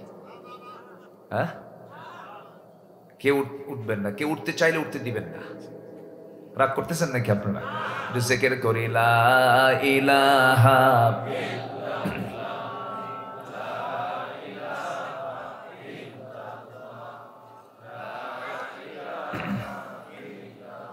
আরো জোরে লা ইলাহা, আরো জোরে লা ইলাহা, লা ইলাহা ইল্লাল্লাহু মুহাম্মাদুর রাসূলুল্লাহ সাল্লাল্লাহু আলাইহি ওয়াসাল্লাম। 15 কাজের মধ্য দিয়ে আমরা আখিরাতকে সাজিয়ে নেব, আখিরাতের প্রস্তুতির জন্য দুনিয়াকেও সাজাবো 15 কাজ দিয়া। নাম্বার 1 হলো ঈমান আনবো কার উপরে? আসতে বলবেন না কার উপরে? নামাজ পড়বো কয় ওয়াক্ত? আসতে বলবেন না কয় ওয়াক্ত? আমার দেশে নামাজি বেশি না বেনামাজি বেশি? কেন বেশি হলো? কি জন্য বেশি হলো? বেনামাজিতে এত থাকার কথা ছিল না। দেশ শাসন করেছে 53 বছর, যারা সবার নামের আগে মুহাম্মদ থাকলেও তারা ইসলাম দেশে কায়েম করে নাই। কেউ দেশ চালিয়েছে 25 বছর, কেউ চালিয়েছে 16 বছর, কেউ চালিয়েছে 9 বছর, মাঝখান দিয়ে মঈনুদ্দিন ফখরুদ্দিন এই গ্রুপগুলো চালাইছে কয়েক বছর। সবার পরিচয় মুসলমান হলেও কেউ ইসলাম দিয়ে রাষ্ট্র চালায় নাই। কেউ বলে নাই নামাজ পড়ো রাষ্ট্রীয়ভাবে, কেউ বলে নাই তোমাদের নামাজ পড়তে হবে। আল্লাহ তাআলা 4 দফা দিয়েছেন কোরআনে, যারা ক্ষমতা পাবে তারা 4টা আইন সমাজে চালু করবে। 1 নম্বর নামাজ কায়েম করবে, যাকাত আদায় করবে। এই বিধান কেউ চালু করে নাই। অতএব সব দেখা শেষ, আগামীর দেশ আমরা দেখতে চাই কোরআনের দেশ। রাজি আছেন কারা কারা? হাত উঁচু করে দেখান মুসলমান। কেউ তো স্লোগান দেন না, দেন না স্লোগান, দেন একজন শুরু করেন। আল্লাহু আকবার, আল্লাহু আকবার, আল্লাহু আকবার। আল কোরআনের আলো, কোরআন হাদিস যেখানে, আলেম উলামা যেখানে, কোরআন সুন্নাহর আলো ঘরে ঘরে জালো। আল্লাহ কবুল করুন, আমিন। আল্লাহ কবুল করুন। রাগ করলেন নাকি? দেখলাম তো সব। এখন তো বিগত সময় আমরা যে নেতাগুলো দেখছি, নেতাদের দুটো গুণ ছিল, একটা হলো মোষ মোটা আর একটা পেট মোটা। এই ছিল। দুনিয়ার নেতা হওয়ার জন্য মোষ লাগে, পেট লাগে, আর চাপা লাগে একখান। কি লাগে? চাপা। কম বক্তব্য শুনে নেই আমরা, বহু শুনেছি, বহু কিছু শুনেছি, সব দেখা শেষ। আমরা কোরআন দেখতে চাই। জোরে বলি ইনশাআল্লাহ, আরো জোরে বলি ইনশাআল্লাহ। কোরআন দিয়ে শুধু নামাজ নয়, কোরআন দিয়ে শুধু মাদ্রাসা মসজিদ নয়, কোরআন দিয়ে আমরা সমাজ রাষ্ট্রকেও দেখতে চাই। দেখিয়েছেন মুহাম্মদ সাল্লাল্লাহু আলাইহি ওয়াসাল্লাম। যদি বলা হয় এই কথা বলার কারণে যদি আমাদেরকে জঙ্গি বলা হয়, আমাদের কোনো যায় আসে না। আমরা কোরআন থেকে কথা বলবো, কোন দিকে কি গেল এটা আমাদের দেখার বিষয় না। সম্মানিত ভাইয়েরা, জিহাদ করব কার পথে? আসতে বলবেন না, কার পথে? জিহাদ মানে আমরা অনেকে বুঝি কি জানেন? জঙ্গি জঙ্গি। জিহাদকে জঙ্গি জঙ্গি লাগানোর চেষ্টা করে, আছে না নাই বলেন তো? জঙ্গিবাদের সঙ্গে জিহাদের কোনো সম্পর্ক। যে কোনো পরিবর্তনের জন্য সংগ্রামের দরকার আছে না নাই? দেশ স্বাধীন হয়েছে এমনি? ৭১ যে দেশ স্বাধীন হলো এমনি স্বাধীন হয়েছে? সংগ্রাম করা লাগে নাই? সংগ্রামের আরবি কি বলেন বলেন বলেন? সংগ্রাম ছাড়া কি করবেন আপনি বলেন? সংগ্রাম তো করতেই হবে। পরিবর্তনের জন্য তো অবশ্যই সংগ্রাম দরকার।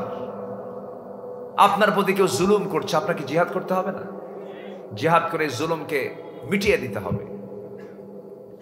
সম্মানিত ভাইয়েরা, সম্মানিত বন্ধুগণ, আমার নবীজি 23 বছরের 10 বছর একটানা 10 বছর মদিনায় তিনি ছিলেন। ৮৬টা যুদ্ধ তিনি 10 বছরে করেছেন। কয়টা বলেন? ৮৬টা। তাহলে গড়ে প্রত্যেক বছর কয়টা করা হয়? ৮টারও বেশি, ৯টার কাছাকাছি। তিনি নিজে ২৭টি যুদ্ধের তিনি নেতৃত্ব দিয়েছেন সামনে থেকে। আল্লাহু আকবার বলেন। কে কে বলেন? তার নাম কি? মুহাম্মদ সাল্লাল্লাহু আলাইহি ওয়াসাল্লাম। রাসূল ২৭টা যুদ্ধের তিনি নেতৃত্ব দিলেন। যুদ্ধ করতে হাতে কি নিয়েছেন বলেন? ওই সময়ের যে আধুনিক অস্ত্র তা নিয়েছেন। ওই সময় তার আস্থা বলে ৭ থেকে ৮টা ঘোড়া থাকতো। ৭ থেকে ৮টা ঘোড়া থাকতো। তিনি বর্ষা ইউজ করেছেন, বল্লম ইউজ করেছেন, হেলমেট ইউজ করেছেন, লৌহ বর্ম পড়েছেন, মোকাবেলা করেছেন। খন্দকের দিন 4 দিন খাবার খেতে পারেননি। খন্দকের পরীক্ষা খনন করেছেন, কোদাল মেরেছেন। কোদাল মারতে মারতে আমার নবীজির 4 দিনে ওই যে কোমর কুজো হয়ে গেছে, মৃত্যুর দিন পর্যন্ত আমার নবীজি কোমর সোজা করে দাঁড়াতে পারেন নাই। ইসলাম এমনি আসে নাই। উহুদের ময়দানে রাসূল কি মারটা না খেলেন। যে নবীজির গায়ে মাছি পড়তো না, যে নবীজি সূর্যের নিচে হাঁটলে পরে সূর্যের নিচে আল্লাহ তাআলা মেঘ দিয়ে ছায়া দিয়ে দিতেন। জোরে বলি সুবহানাল্লাহ। সেই নবীজি উহুদের ময়দানে একাকী পড়ে গেলেন। রাসূলকে তারা টার্গেট করে ফেলেছে, কারণ এই লোকটাকে মারলেই ইসলাম শেষ। আমার নবীজিকে টার্গেট করে ফেললো উহুদের ময়দানে। রাসূলকে তারা দুনিয়া থেকে বিদায় করার মানসিকতা নিয়ে বৃষ্টির মতো যখন তীর মারা শুরু করেছে, সাহাবী 10 জন এসে নবীর সামনে স্টিল নাও দাঁড়িয়ে গিয়ে বলছে, হুজুর নড়াচড়া করবেন না, যত তীর লাগুক আমাদের গায়ে লাগুক, আমরা আপনার গায়ে লাগাতে দেব না।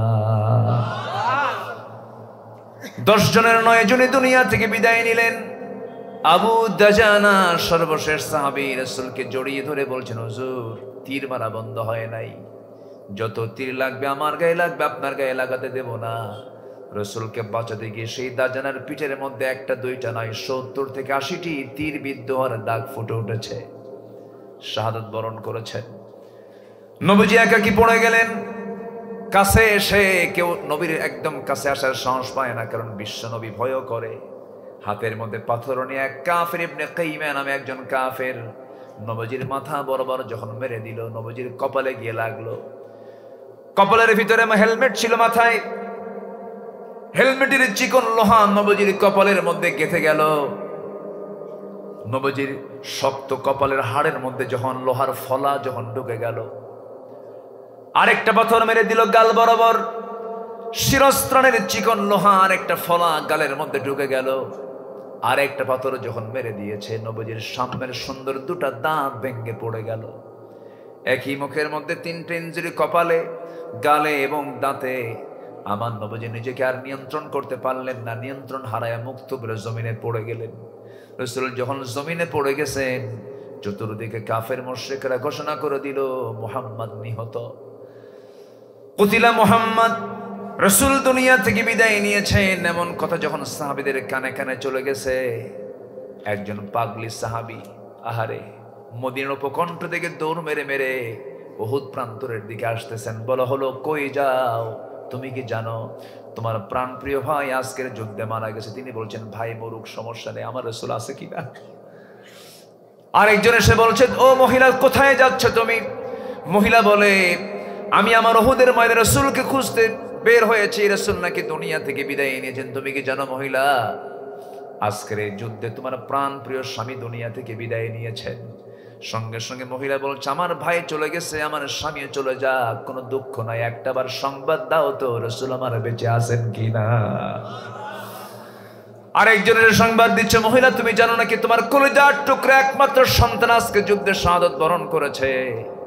সঙ্গে সঙ্গে মহিলা বলে, সন্তান গেছে, স্বামী গেছে, ভাই চলে গেছে, দুনিয়ার সমস্ত মানুষ চলে যায়, যাক, আমার দুঃখ নাই, একটাবার জানিয়ে দাও আমার প্রাণের রাসূল বেঁচে আছেন কিনা। আরেকজন সাহাবী নবীর মৃত্যুর কথা শুনে, ইয়াং সাহাবী, রাতের বেলা স্ত্রী সহবাস করেছেন, ফরজ গোসল করে ফরজ নামাজ পড়বেন, সংবাদ পেয়েছেন রাসূল নাই, ফরজ গোসল বাদ দিলেন, ফজরের ফরজ নামাজে বাদ দিলেন। বউকে বলছেন, তরবারি হাতে তুলে দাও, আমাকে বিদায় দিয়ে দাও, নাকের মধ্যে জান্নাতের ঘ্রাণ পাচ্ছি, তোমার সঙ্গে এই দুনিয়ায় নয় জান্নাতের সিঁড়িতে তোমার সঙ্গে দেখা হয়ে যাবে। তিনি চলে গেলেন যুদ্ধের ময়দানে, তিনিও শাহাদাত বরণ করলেন। আমার নবীজি ওইদিকে মুখ থুবড়ে জমিনে পড়ে গেছেন। সাহাবীদের মধ্যে কান্নার রোল পড়ে গেছে। সাইয়েদনা আলী রাসূলকে তন্ন তন্ন করে খুঁজে বেড়াচ্ছেন, না রাসূল মারা যেতে পারেন না, নবুয়তের কাজ তো শেষ হয় নাই। জ্ঞানী সাহাবী সাইয়েদনা আলী তন্ন তন্ন করে খুঁজে খুঁজে যে দেখেন আমার নবীজি উহুদের ময়দানে একটা গর্তের মধ্যে তিনি উপর হয়ে পড়ে আছেন। সেই জায়গা থেকে আস্তে করে উঠালেন। সাইয়েদনা আলী বলছেন, ইয়া রাসূলুল্লাহ, যে মক্কার কুরাইশ আপনাকে এত বড় ক্ষতি করে ফেললো, আপনাকে রক্তাক্ত করে ফেললো, দাঁত ভেঙে ফেললো, আপনি তাদের জন্য লানত করুন। আমার নবীজি রক্তাক্ত চেহারা নিয়ে বলছে, আলী, আমি কাউকে লানত করবো না, তবে একটা কথা আলী জেনে রেখে দিও, বিশ্ব নবীর রক্ত যে জমিনে স্পর্শ করেছে, এই জমিনেই দেখতে পাবে আল্লাহর দ্বীন কায়েম হয়ে গেছে। জোরে বলি সুবহানাল্লাহ। আমার নবীজিকে ওই জায়গা থেকে সাইয়েদনা আলী কোলের মধ্যে উঠায় নিলেন। উঠায় নিয়ে একটা দৌড় মেরে গিয়া উহুদের ময়দানে একটা উঁচু জায়গায় তাকে শোয়া রাখলেন। সেই জায়গায় একজন সাহাবী উবাইদ ইবনুল জাররাহ রাদিয়াল্লাহু তাআলা নবীর সামনে গিয়ে দাঁড়ালেন। নবীর কপালের সেই লোহা দেখে তিনি পাগল হয়ে গেছেন। গালের মধ্যে লোহা ঢুকে আছে, কেমন করে লোহা বের করতে হবে চিন্তা, ব্রেন আর কাজ করতেছে না। হাত দিলেই রাসূল আহ আওয়াজ করে ওঠেন, গালের লোহা টান দিতেন রাসূল আহ আওয়াজ করে ওঠেন। এমন সময় উবাইদা চিন্তা করলেন, কেমন করে টান দেব, আস্তে টান দিলে নবীজি কষ্ট পাচ্ছেন, কেমন করে টান দেওয়া যায়। এই চিন্তা করে রাসূলকে শোয়া দিলেন। রক্তগুলো গামছা দিয়ে মুছে মুছে দিচ্ছেন, কাপড় দিয়ে মুছে মুছে দিয়ে এই লোহাটা কেমনে বের করবেন, এই চিন্তা করতে করতে দাঁতটা লাগায় দিলেন। সজোরে দাঁতটা লাগায় দিয়ে আস্তে টান মারলেন, আস্তে টান দিলেন। নবীজি বারবার আওয়াজ করছেন, কষ্ট পাচ্ছেন। এমন জোরে টান মারলেন, এক টানে সামনের দুটা দাঁত তার ভেঙে গেল। রাসূল বলছেন, ওবায়দা রে, এত জোরে টান মারলে কেন? তোমার দাঁত তো ভেঙে গেছে। হুজুর, আমার দাঁত কেন কলিজা ছিঁড়ে গেলেও আমার কোনো কষ্ট হতো না। আমার নবীজির গালের লোহাটা টান মারা মাত্রই ফিঙ্কি দিয়ে রক্ত গড়ে পড়া শুরু হয়ে গেছে। অঞ্জলির মধ্যে সেই রক্তগুলো নিয়ে আমার নবীজিকে আড়াল করে তিনি চুষে চুষে পান করছেন রক্তগুলো। রাসূল দেখে ফেলে বলছেন, ওবায়দা কিসের রক্ত পান করো হুজুর? আপনার রক্ত কোন জমিনে ফেলবো, জায়গা পাই নাই। রাসূল বলছেন, ওবায়দা রে, যে দেহের মধ্যে আমার রক্ত প্রবাহমান সেই দেহ আল্লাহ রাব্বুল আলামিন তার জন্য জাহান্নামকে হারাম করে দিয়েছে। আমার ভাইরা, আমার নবীজি কপালে ব্যান্ডেজ লাগানো, নবীজি মুখে কোনো শক্ত খাবার খেতে পারছেন না, খেজুর খেতে পারতেছেন না, খেজুর চাবাতে পারতেছেন না। সেই সময় তিনি হালুয়া খেয়েছেন। আমার নবীজি মিষ্টি হালুয়া খেয়েছেন, দাঁত রাখতে না দাঁত ভাঙ্গার পরে।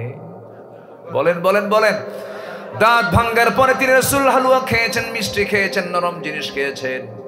আমার নবীজি যুদ্ধ যখন থেমে গেছে, আমার নবীজি বলেন, আমার চাচা আমির হামজা কোথায়? আমার সাহাবী আব্দুল্লাহ বিন জাহাশ কোথায়? আব্দুল্লাহ বিন জাহাশ যখন যুদ্ধে যাবেন সেই সময় বলছেন, আল্লাহ আজকের উহুদের ময়দানে তোমার কাছে আমার প্রার্থনা, আমি যেন যুদ্ধের ময়দানে যুদ্ধ করে করে শহীদ হয়ে যাই। কাফেররা যেন আমার কানটা কেটে নেয়, কাফেররা যেন আমার নাকটা কেটে নেয়, কাফেররা যেন আমার হাতটা কেটে নেয়, কাফেররা যেন আমার চোখটা তুলে নেয়, কাফেররা যেন আমার দুটো পা কেটে নেয়, টুকরো টুকরো করে যেন আমার লাশটা তারা ছিন্ন বিচ্ছিন্ন করে ফেলে। আব্দুল্লাহ বিন জাহাশের দোয়া আল্লাহ রাব্বুল আলামিন কবুল করলেন।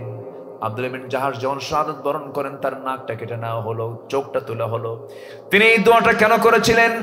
তিনি বলছেন, আল্লাহ আমার কান কেটে নেওয়া হবে, আমার চোখ তুলে নেওয়া হবে, কিয়ামতের দিন তোমার সামনে আমি এই নাক কাটা কান কাটা চেহারা নিয়ে যখন তোমার সামনে হাজির হব, তুমি সেই সময় যখন প্রশ্ন করে আমাকে বলবে, ফিমা যদি আনফুকাউদুনুক, তোমার নাক কেন কাটা, তোমার কান কেন কাটা? সেই সময় বলবো, আল্লাহ তোমার জমিনে তোমার দিন কায়েমের জন্য জিহাদ করতে গিয়ে শহীদ হয়েছি, কাফিররা আমার নাক কান কেটে নিয়েছে। সেই সময় আল্লাহ তুমি বলবা, তুমি শহীদ হয়েছো, যাও আজকে করা হলো। এক জায়গায় পড়ে আছে কলিজা, এক জায়গায় পড়ে আছে তার হাত, এক জায়গায় পড়ে আছে তার পাপ, সবগুলোকে এক জায়গায় করলেন। আমার নবীজি বললেন, শোনো, সবার লাশগুলো 70 জন সাহাবীর কবরগুলো পৃথক পৃথক ভাবে দিয়ে দাও, কিন্তু আজকে আমার চাচা আমির হামজা এবং আব্দুল্লাহ বিন জাহাশের কবরটা তোমরা একই কবরে শোয়ায় দাও। আমার নবীজি সবাইকে শোয়ায় দিলেন। সবার জানাজা হয়ে যাচ্ছে, কিন্তু একজন সাহাবীর লাশ খুঁজে পাওয়া যাচ্ছে না। রাসূল তন্ন তন্ন করে খুঁজতেছেন। কিছুক্ষণ পর জিবরিল আমিন এসে বলছেন, ইয়া রাসূলুল্লাহ, আপনি যার লাশটা খোঁজেন সে লাশ খোঁজার কোনো দরকার নাই, তার লাশটা আল্লাহ তাআলা ফেরেশতা দিয়ে আসমানে উঠায় নিয়ে জান্নাতের পানি দিয়ে তার ফরজ গোসল সম্পন্ন করায় দিতেছে। স্ত্রী সহবাস করেছেন। সাধারণত যারা মুজাহিদ শহীদ হয়ে যায় তাদেরকে গোসল করানো হয় না, কিন্তু তার স্ত্রী এসে যখন বলেছেন, ইয়া রাসূলুল্লাহ, আমার স্বামী যুদ্ধে এসেছেন, সহবাস করে গোসল করেন নাই, সেই গোসলটা হয়েছে জান্নাতের পানি দিয়া। কিছুক্ষণ পর আসমান থেকে যখন লাশটা যখন জমিনে নিয়ে আসা হলো, লম্বা লম্বা চুল দিয়ে টপ টপ করে পানি পড়ে। রাসূল জানাজা শেষ করার পরে বলছেন, সাহাবীরা দেখো, আমার হানজালার লাশ, আমার হানজালার মাথার চুল দিয়ে এখনো জান্নাতের পানিগুলো গড়ে গড়ে পড়তেছে। জোরে বলি সুবহানাল্লাহ। আমার ভাইয়েরা, ওয়ালা তাকুলু লিমান ইউকতালু ফি সাবিলিল্লাহি আমওয়াত বাল আহইয়াউ ওয়ালাকিন লা তাশউরুন। জোরে বলুন আল্লাহু আকবার। আল্লাহর পথে যারা মারা যায় তাদেরকে তোমরা নিহত বলো না, মৃত বলো না, তারা তো জীবিত, তোমরা তা বুঝো না। আল্লাহ তাআলা শহীদদের জীবিত বলেছেন। কে বলেছেন বলেন? আসতে বলবেন না, কে বলেছেন? এই জন্য জিহাদের কাজ, এটার গুরুত্ব ইসলামে আছে না নাই বলেন? নামাজে মুনাফিককে চেনা যায় না, দান সাদগায় মুনাফিককে চেনা যায় না, ওয়াজ মাহফিলে মুনাফিককে চেনা যায় না, হজ মুনাফিক চেনা যায় না। মুনাফিক চেনার জায়গা হলো ময়দান। ময়দানে জীবন দেওয়া কিন্তু এত সহজ নয়। এই যে ইয়াং ছেলেপেলে, আমাদের সন্তানগুলো কয়েকদিন আগে জুলুম থেকে বাঁচার জন্য রাস্তায় জীবন দিল। মানুষ সব কিছু দিতে পারে, কিন্তু জান কিন্তু সহজে দিতে পারে না। আমার বন্ধুগণ, এই সমাজে বহু লোক আছে, যত রক্ত লাগে দেব, প্রয়োজনে লোক পাঠাবো, আমি যাব না। আছে না এরকম লোক? আছে না নাই? আছে। এই জায়গায় মুনাফিক চেনা যায়। এই জায়গায় কি চেনা যায়? মুনাফিক চেনা যায়। এই জন্য জিহাদ গুরুত্বপূর্ণ একটা বিষয়। এই কাজ যারা করবে, আল্লাহ রাব্বুল আলামিন বলছেন, তারাই হলো সত্যবাদী, তারাই হলো সিদ্দিক। আমার বন্ধুগণ, 15টা কাজ আমরা আজকে শিখে যাব। 2টা চলতেছে। নাম্বার 3 হলো তাকওয়া। নাম্বার 3 কি বলেন? তাকওয়া। আমরা ভয় করব কাকে? নামাজ পড়ব কয় ওয়াক্ত? একা না জামাতে? আসতে বলবেন একা না জামাতে, মনোযোগে না মনোযোগে, বুঝে না না বুঝে, জেনে না না জেনে, সময় না সময়ে। একটা নামাজি কি সুদখোর হতে পারে? আমাদের সুদখোর নামাজে আছে না নাই? কি আমি কি শেষ করে দেব? এই সময় কি উঠবেন না? উঠলেই ভাববো ওটাই সুদ খায়। বসেন, সুদের ব্যাপার আসতেছে তো, বসেন। সময় আজকে এত তাড়াতাড়ি যাচ্ছে কেন বুঝলাম? খুব দ্রুত চলে যাচ্ছে সময়। কি দোয়া করে দেবো নাকি আপনাদের? বসেন। অনেক মাহফিলে, আজকের মাহফিলে অনেক মা বোন আসছে দেখলাম, আসছে না? অনেক মা বোন আসছে। বলি আলহামদুলিল্লাহ। মাদেরকে নিয়েও কিছু কথা বলা দরকার। মারা খুব ভালো, মানে মাহফিলও আসে, মার্কেটও যায়, দুটেই করে। কিন্তু মাহফিলে বোরকা পরে আসে আর মার্কেটে একটু একটু ডিজাইন করে যায়। ডিজাইন দেখাবে কি স্বামীর সামনে না দোকানদারের সামনে? কিন্তু ডিজাইন দেখে কার সামনে? দোকানদারের সামনে। দোকানদারকে গিয়ে বলে ভাইয়া আছে কিনা বলেন? একটা শাড়ি দেখানো যাবে কি? হ্যাঁ আছে না? মাশাআল্লাহ, ভালো। জি, আল্লাহ তুমি মাদেরকে বোঝার তৌফিক দাও, জোরে বলি আমিন। জি, মেয়েরা তো আল্লাহ তাআলা তাদের যে এত চান্স দিছে, আল্লাহ এত 5 নাম্বার দিছে তাদের, পুরুষের কত হিসাব, মেয়েদের কোনো হিসাবই নাই সেই তুলনায়। 4টা কাজ করবে, জান্নাত বুঝে নেবে তারা। আল্লাহু আকবার বলেন। কিন্তু সমস্যা একটাই, যে কোনো পুরুষ যদি বলে আপনাকে দেখতে খুব সুন্দর লাগে, তাই গেছে, আছে না নাই? ঠিক না। আপনার সৌন্দর্য আপনার স্বামী দেখবে, পৃথিবীর কোন পুরুষ আপনার সৌন্দর্য দেখা জায়েজ নাই। দেখতে গেলেই কি সুস্থ না অসুস্থ, শান্তি না অশান্তি? অশান্তি। আল্লাহ তাআলা মাদেরকে হেফাজত করুন, জোরে বলি আমিন। আরো জোরে আমিন। মাদের কথা একটু পরে আসতেছে, বলবো। আজকে মন খুলি কথা বলছি আমি, বলি আলহামদুলিল্লাহ। ভালো লাগতেছে, সুস্থ বোধ হচ্ছে। এখানে আল্লাহওয়ালা কিছু মানুষ বসে আছে, বলি আলহামদুলিল্লাহ। সবাই ফজর পড়বেন তো ইনশাআল্লাহ? ফজর কারো বাদ যাবে না তো? নামাজ মূলত শুক্রবার না 5 ওয়াক্ত? বছরে 2 বার না 5 ওয়াক্ত? একজন ইমানদারের সবচেয়ে বড় পরিচয় হলো কয় ওয়াক্ত নামাজ পড়া? 5 ওয়াক্ত নামাজ পড়া। যুবকরা, তোমরা গ্রামে গ্রামে, তোমার গ্রামে তুমি লিস্ট করবে কারা নামাজ পড়ে না, তাদের বাড়িতে বাড়িতে দাওয়াত নিয়ে পৌঁছাবা। এবং তোমাকে সতর্ক থাকতে হবে গ্রামে যেন কোনো নোংরামি না হয়। এই গ্রামে তাফসীর মাহফিল হলো, এই গ্রামে কোনো নাচ গানের কোনো আসর হবে না, এটা মাথায় রাখবা। তোমার গ্রামে তুমি দেখবা কোন বাড়ির মহিলা, কোন বাড়ির মেয়ে বোরকা ছাড়া, উলঙ্গ হয়ে, অর্ধলগ্ন হয়ে, লিপস্টিক লাগায়া, বোরকা পরে না পরে রাস্তায় বের হয়। এটা দেখবা, দেখার পর তোমরা যুব সমাজ সব একসঙ্গে বাড়িতে গিয়ে বলবা আপনার মেয়ে এরকম পোশাকে বাইরে বের হয়, আমাদের চোখের গুনাহ হয়। এই গ্রামে থাকতে হলে বোরকা ছাড়া বের হওয়া যাবে না। ঘরে ঘরে তোমরা এমন পরিবেশ তৈরি করো, তোমার গ্রাম ঠিক হবে, তোমার সমাজ ঠিক হয়ে যাবে, দেশ ঠিক হয়ে যাবে, ঠিক কিনা?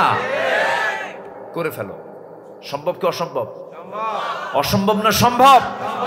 সম্ভব। আমার দাদিরা পড়াশোনা করে নাই, কিন্তু দাদিরা কত আদব ছিল তাদের।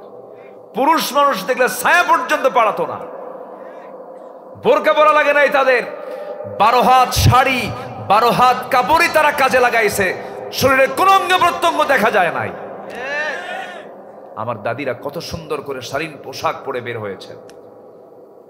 হাতা, ব্লাউজের হাতা একদম কবজি পর্যন্ত চলে আসছে। ব্লাউজটা পরেছেন একদম পেট দেখা যায়নি। আমার দাদিদের আমল ছিল কত সুন্দর, সোনালী আমল ছিল। এলেম কালাম কম ছিল, পড়াশোনা কম ছিল, কিন্তু কোরআন দিয়ে, নামাজ দিয়ে, জিকির দিয়ে গোটা জীবনটা ভরপুর ছিল তাদের। কি সুন্দর তারা ছিলেন।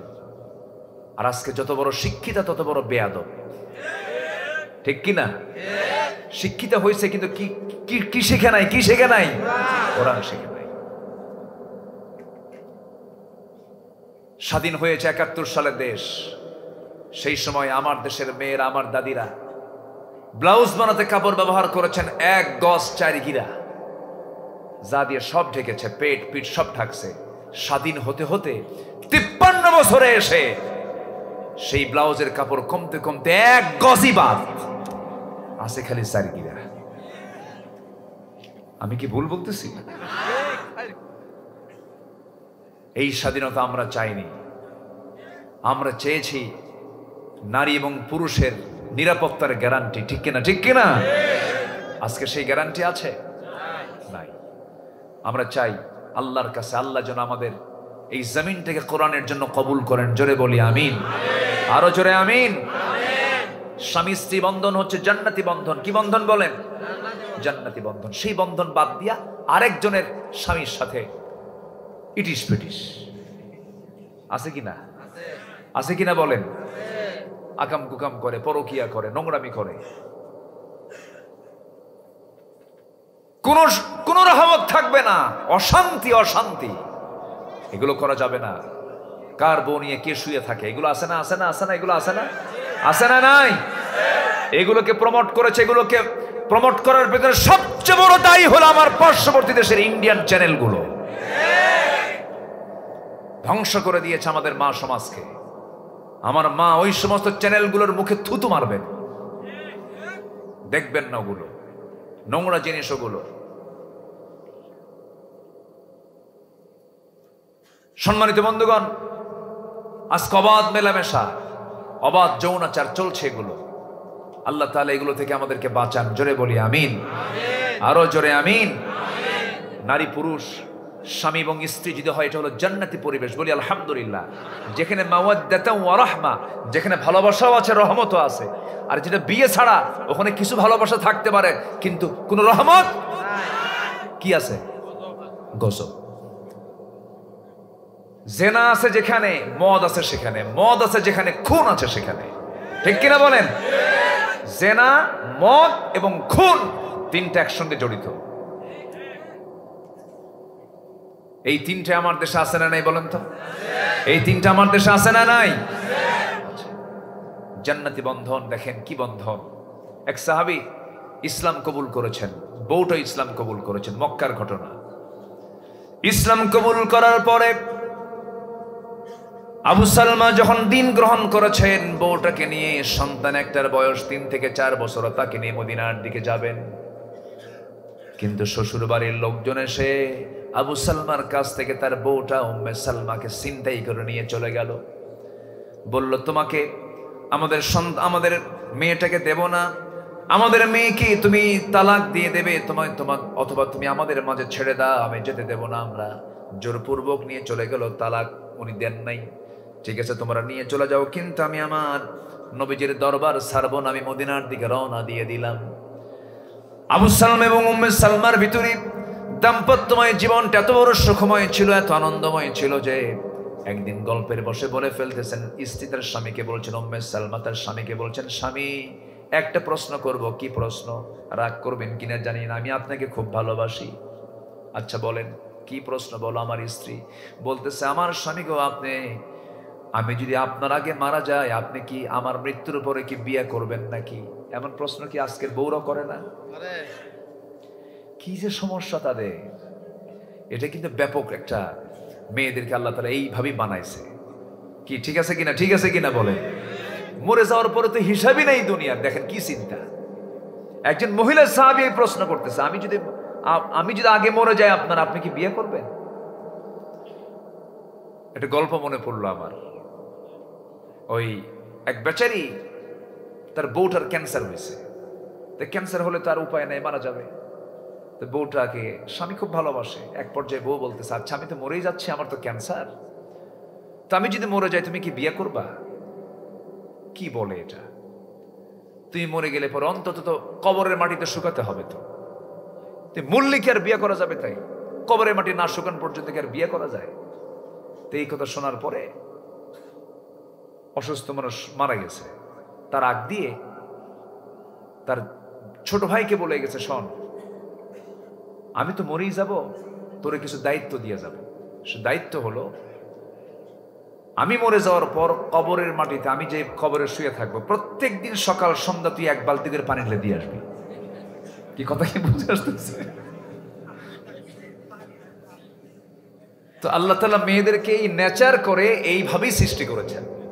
আমার নবীজি দোয়া করুন, আল্লাহ তুমি আমার খাদিজাকে জান্নাত দিয়ে দাও।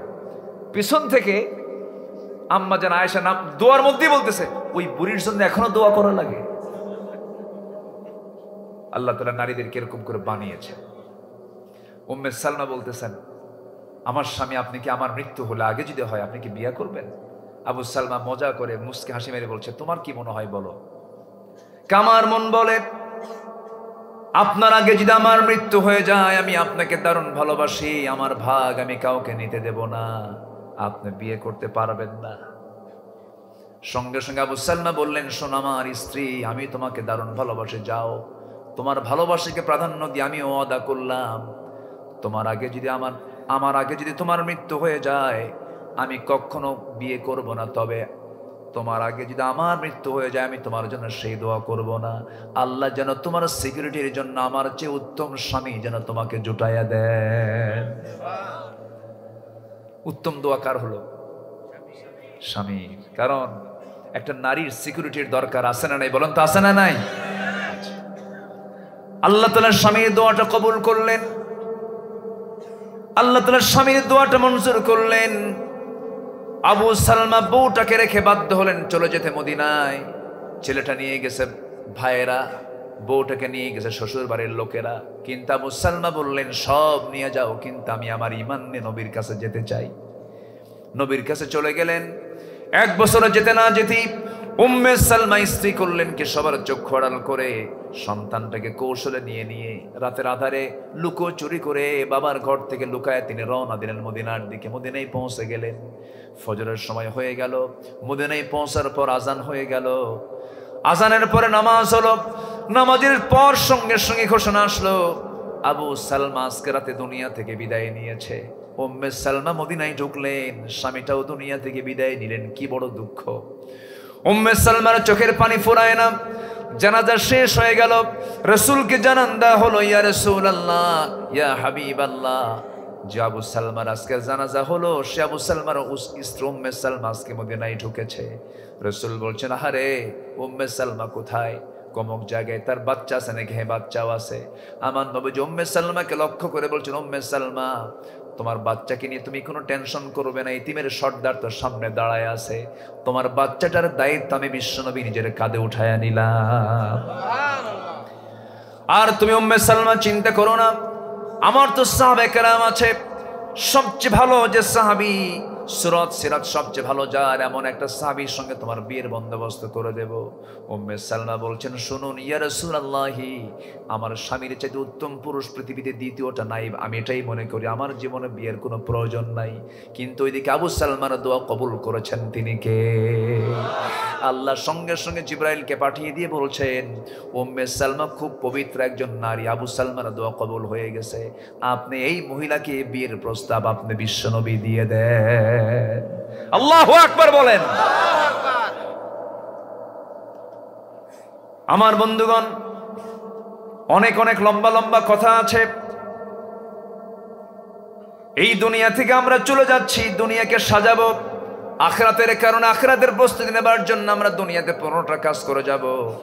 নাম্বার 1 শিখেছি আমরা ঈমান আনবো, নাম্বার 2 হলো জিহাদের জন্য তামান্না রাখবো, নাম্বার 3 হলো তাকওয়া আনবো, নাম্বার 4 হলো আদালত কায়েম করব। কি কায়েম করব বলেন? আদালত কায়েম করব। নেক নাই বলবো, অন্যায়কে অন্যায় বলবো, নিজে ভুল করেছি স্বীকার করে নেব। আজকে এই 53 বছর জাতের যত নেতা, যত শাসক এদের শাসন করেছে, কেউ কি ভুল স্বীকার করছে? কেউ ভুল স্বীকার করছে? তাহলে ভুল ফেরেশতার হয় না। কি ফেরেশতা কি ভুল করে? ফেরেশতার কি গুনাহ আছে? মানুষের ভুল হয় কি হয় না? আজ পর্যন্ত কোন শাসক গোষ্ঠী, কোন নেতা মন্ত্রী বলছে আমার এই কাজটা ভুল হয়েছে? বলে কেউ? বলে আমার দেশে বলার কোন ট্রেডিশন আছে? সব ফেরেশতা। সব কি? ফেরেশতা। আমার বন্ধুগণ, আমার ভাইয়েরা, আদালতটা কায়েম করতে হবে। আমি ভুল করেছি, এটা আমার অন্যায়, এটা ন্যায়, এটা অন্যায়। ন্যায়কে যে ন্যায় বলতে পারে, অন্যায়কে যে অন্যায় বলতে পারে, সেই হলো বড় আদালত কায়েমকারী আদিল ব্যক্তি সে। আল্লাহ রাব্বুল আলামিন ওই বান্দাকে জাহান্নাম দিবেন, ওই বান্দাকে আল্লাহ রাব্বুল আলামিন অনায়াসে সোজা জান্নাত দিয়ে দিবেন। জোরে বলি সুবহানাল্লাহ। ইয়াদিলু হুয়া আকরাবু লিত্তাকওয়া। ইতিদাল কায়েম করে, এটাই হলো তাকওয়ার সবচেয়ে উত্তম পন্থা। জোরে বলি সুবহানাল্লাহ। অনেক লম্বা কথা মনে হয়ে গেল। এখন আদালতটা কি, সাহাবে কেরাম তা বুঝিয়ে দিয়েছেন। ওমরে ফারুক রাদিয়াল্লাহু তাআলা আনহু একদিন রাষ্ট্রের পক্ষ থেকে এক বোতল মধু পেয়েছেন। কি পেয়েছেন? মধু পেয়েছেন। জান্নাতে মধু আছে না নাই? আসতে বলবেন না, আছে না নাই? জান্নাতে পানি আছে না নাই? জান্নাতে দুধ আছে না নাই? জান্নাতে আল্লাহ রাব্বুল আলামিন বিশেষ এক প্রকার শরাব রাখবেন। এটা দুনিয়ার পচা মদ নয়। আল্লাহ তাআলা জান্নাতের মধ্যে 4টা ঝর্ণা রেখেছেন। দুধের নহর, মধুর নহর, পানির নহর, শরাবের নহর। এমন শরাব যা পান করলে পরে লিভার নষ্ট হবে না, কিডনি ড্যামেজ হবে না, চোখ লাল হবে না। এমন শরাব আল্লাহ রাব্বুল আলামিন জান্নাতবাসীর জন্য রেখে দিয়েছেন, যে শরাবটা পান করলে পরে যৌবন শক্তি ডাবল হয়ে যাবে। যুবক কোনোদিন জান্নাতি, কোনোদিন বুড়া হবে না। জোরে কোন সুবহানাল্লাহ। সবাই কি জান্নাত পেতে চান? চাচা যায় কই? হ্যাঁ আইবো? এই ছেলে, এই বসো বসো। সবাই কি জান্নাত পেতে চান? কয়টা নহর, কয়টা ঝর্ণা থাকবে? জান্নাতে হুর থাকবে, গেলমান থাকবে। এত সুন্দরী হুর আল্লাহ রাব্বুল আলামিন জান্নাতে রেখে দিয়েছেন, যে সুন্দরী নারীগুলোর চামড়াগুলো স্বচ্ছ কাঁচের মতো থাকবে, ভিতরের হাড় পর্যন্ত দেখা যাবে। তাদের মুখের থুতু যদি জমিনে যদি ফেলে দেওয়া হতো, গোটা জমিন সুগন্ধে ভরপুর হয়ে যেত। যুবকরা, কোন নারীর পিছনে দৌড়াও? ওই জান্নাতের হুরকে পেতে হলে দুনিয়াতে কোনো অবৈধ সম্পর্ক রাখা যাবে না। তুমি যে বিয়ের মধ্য দিয়ে যে বৈধ সম্পর্ক করবে, বউটা যদি ভালো হয়, সেই জান্নাতের মধ্যে তোমার বউটা তোমার জন্য হুর হয়ে যাবে। যেরকম সুবহানাল্লাহ। দুনিয়াতে নোংরামি করা যাবে না। আল্লাহ রাব্বুল আলামিন এই সমস্ত অফারগুলো দিয়ে রেখেছেন, জান্নাতের অফারগুলো দিয়ে রেখেছেন। এমন হুর দেব যে হুরকে পৃথিবীর কোনো জিন ইনসান তাকে কখনো স্পর্শ করে নাই। লাম ইয়াতমিসহুন্না ইনসুন ক্বাবলাহুম ওয়ালা জান্নুন ফাবিআইয়ি আলা'i রাব্বিকুমা তুকাযযিবান। কোন জিনিস ইনসান স্পর্শ করে নাই, এমন হুর তোমার জন্য আল্লাহ রাব্বুল আলামিন জান্নাতে রেখে দিয়েছেন। সেই জান্নাতের হুরকে সবাই নিতে রাজি আছেন নাকি? আস্তে আস্তে কয়, সবাই কি নিতে রাজি আছেন? ও দেখুন, বুড়া চাচাও রাজি আছে। বুড়ি জানলে কিন্তু খবর আছে। তুমি হুরের জন্য পাগল না? আল্লাহ তাআলা মেয়েদের কেমন নেচার দিয়েছেন, তারা হুরের গল্প শুনলেও মন খারাপ করে। রাতের বেলা যেন হুরের গল্প নিয়ে যেন একই বিছানায় শুয়ে পড়েন না, তাহলে কিন্তু বেকায়দা হয়ে যাবে। এক পর্যায়ে বলবে, তুমি ওই কাত হইয়া হুর নিয়ে শুয়ে থাকো। কষ্ট পাচ্ছেন নাকি আপনারা?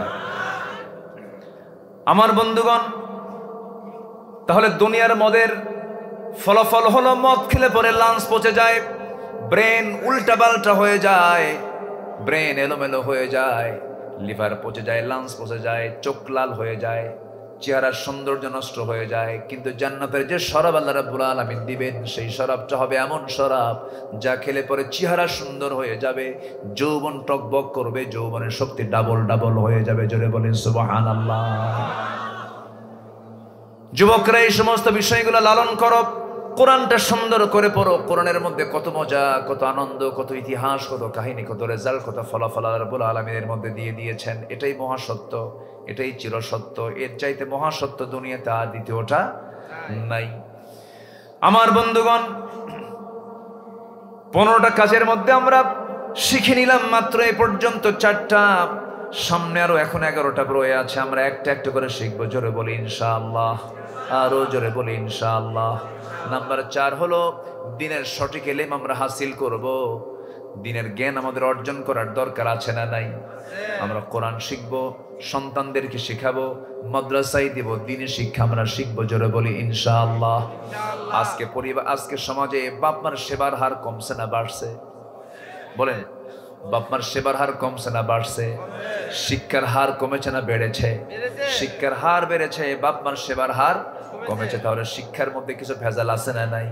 কি শিখে নাই? আজ তুমি কি শিখে নাই?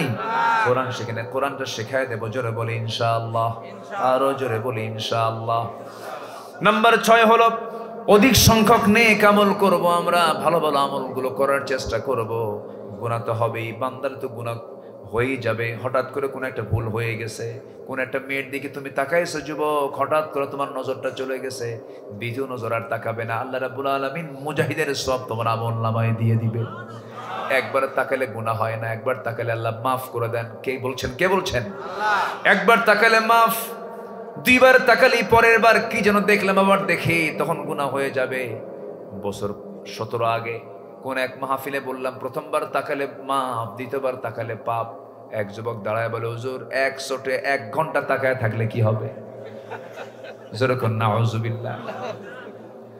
নোংরামি করা যাবে না, নিয়তটাকে সহি রাখতে হবে। এক সাহাবী বলছেন, হুজুর নতুন ইসলাম গ্রহণ করি, বলছেন হুজুর সব বাদ দেব কিন্তু জেনা বাদ দিতে পারবো না। রাসূল বলছেন, তাই নাকি?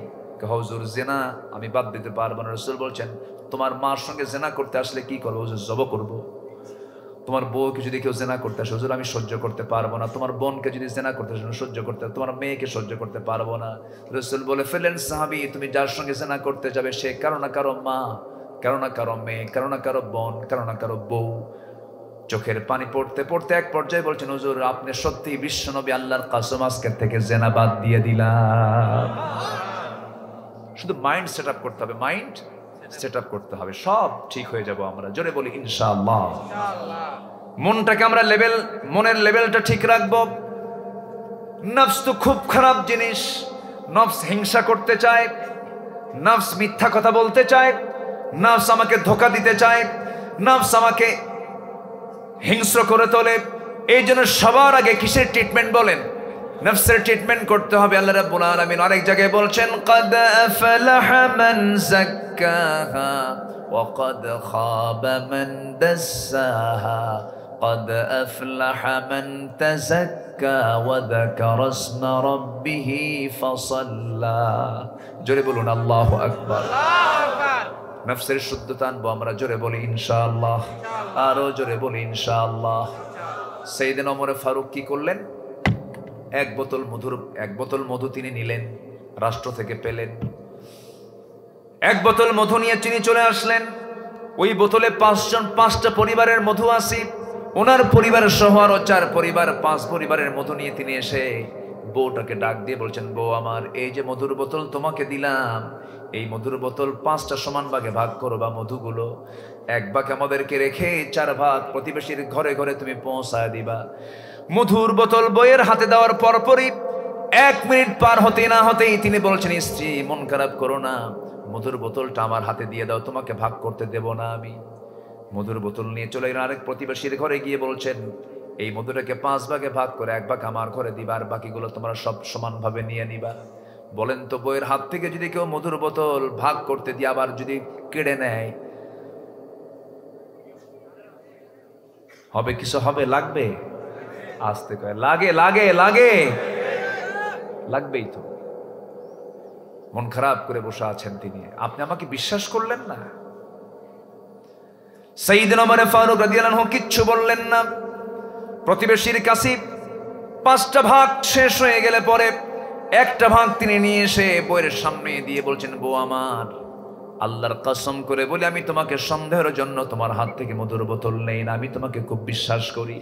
আমি রাষ্ট্র চালাই, তুমি আমার পরিবার চালাও, তুমি আমার জন্য বড় উপকার করো, আমার সন্তানদের খাওয়াও, আমার সন্তানদের রান্না বান্না করে দাও, কত সেবাগুলো করো।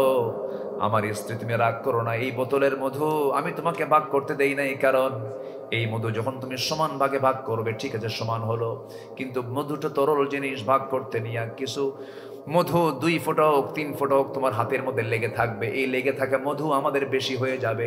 এই জন্য আমরা দায়িত্ব না পালন করে মধুবাগের দায়িত্ব আমরা অন্যজনকে দিয়ে দিলাম। যেরকম সুবহানাল্লাহ। এগুলো নেক আমল, এটাই হচ্ছে ইতিদাল, এটাই হচ্ছে নেক আমল। সুন্দর করে আমাদের জীবনটাকে পরিপাটি করব, সুন্দর করে সাজাবো আমরা ঈমান দিয়ে। জোরে বলি ইনশাআল্লাহ। 5 ওয়াক্ত নামাজ পড়বেন কারা কারা, একটু হাত তুলে দেখান তো দেখি। জোরে বলি ইয়া আল্লাহ, আরো জোরে ইয়া আল্লাহ। আমাদেরকে 5 ওয়াক্ত সালাত আদায় করার তৌফিক তুমি আল্লাহ দিয়া দাও। জোরে বলি আমিন, আরো জোরে আমিন। আল্লাহ কবুল করুন।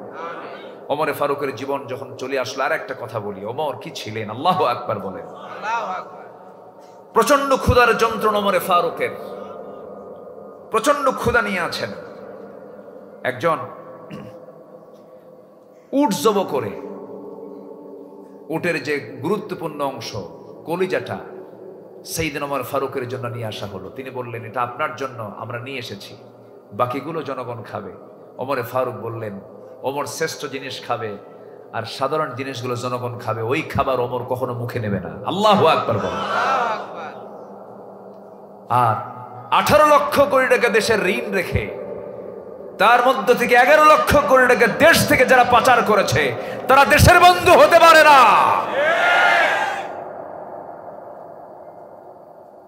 শ্রী মহাত্মা গান্ধী বলেছেন, ভারতের অশান্ত পৃথিবীকে শান্ত করার জন্য ওমরের মতো একটা শাসক বর্তমান দুনিয়াতে দরকার। আল্লাহু আকবার বলেন। একমাত্র সমাজ শান্তি বিনির্মাণে কোরআনের আইনের বিকল্প নাই। আল্লাহ কবুল করুন। জোরে বলে আমিন, আরো জোরে আমিন।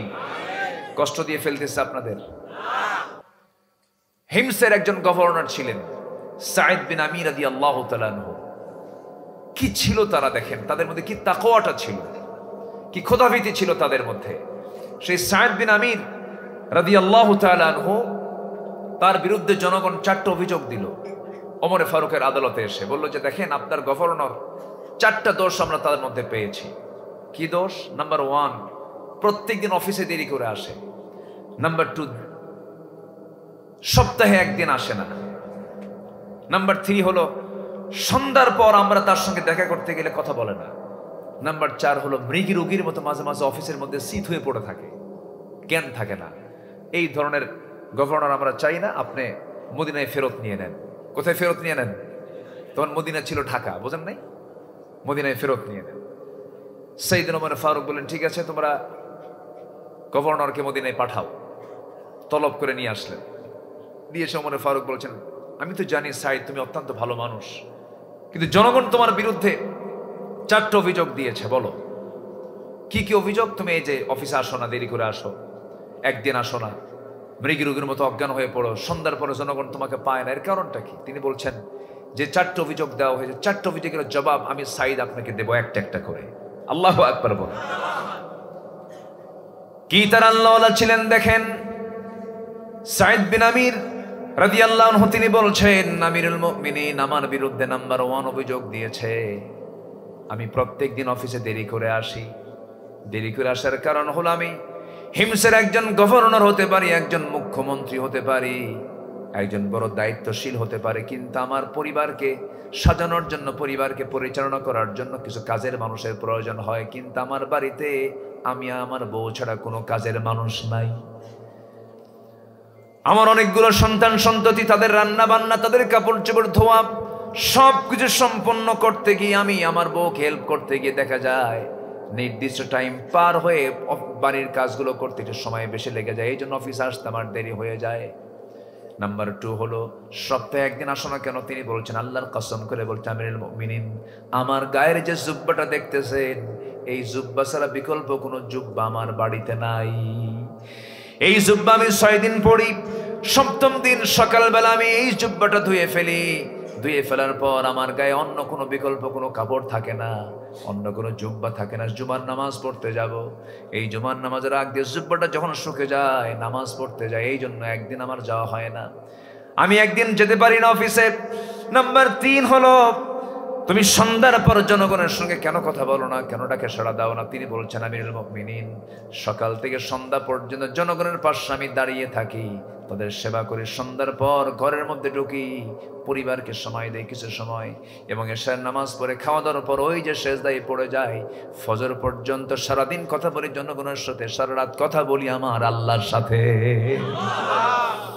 নাম্বার 4, সাইদ, তোমার বিরুদ্ধে অভিযোগ হলো মাঝে মাঝে তুমি মৃগী রোগীর মতো অজ্ঞান হয়ে অফিসে পড়ে থাকো কেন? তিনি বলছেন, আমিরুল মুমিনিন, এমন একটা বিষয় আপনি আমাকে মনে করে দিলেন, আমার চোখে পানি চলে এসেছে। আমিরুল মুমিনিন, আমি অজ্ঞান হই না, কিন্তু অজ্ঞান হতে বাধ্য হই, কারণ মাঝে মাঝে আমার একজন সাহাবীর কথা আমার চোখের সামনে ভেসে ওঠে।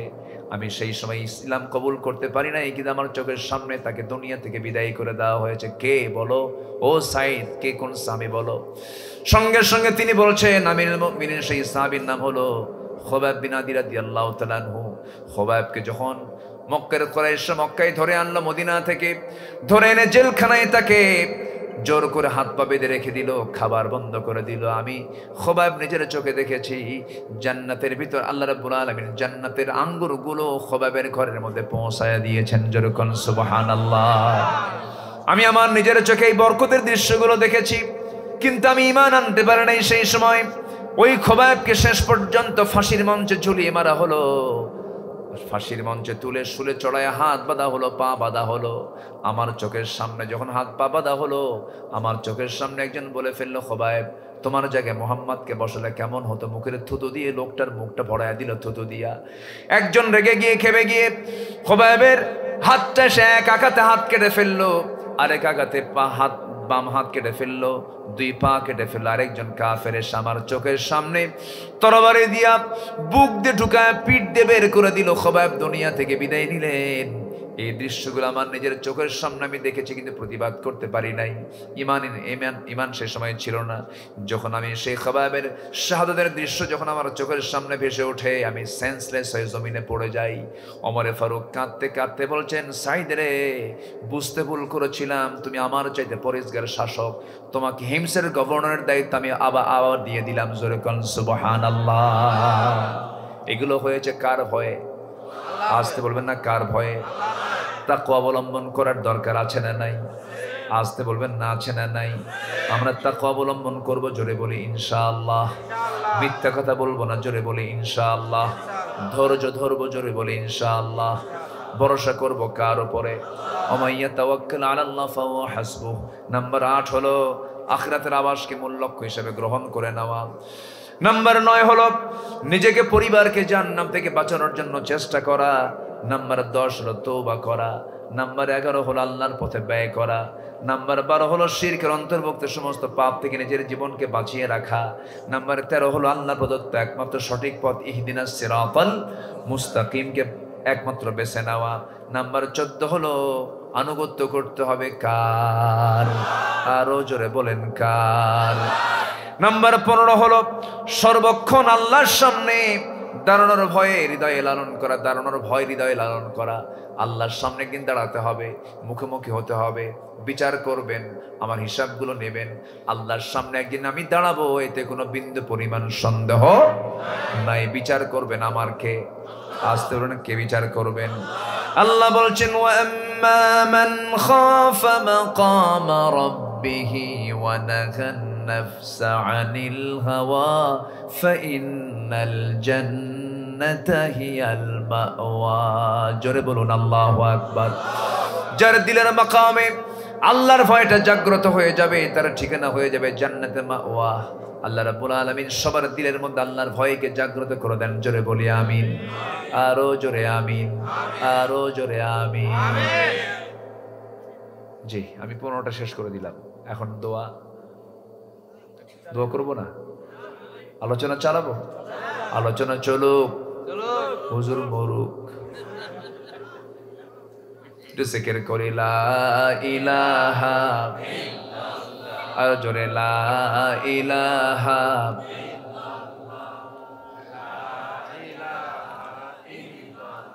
আরো জোরে লা ইলাহা সুবহানাল্লাহ আলহামদুলিল্লাহ লা ইলাহা ইল্লাল্লাহ লা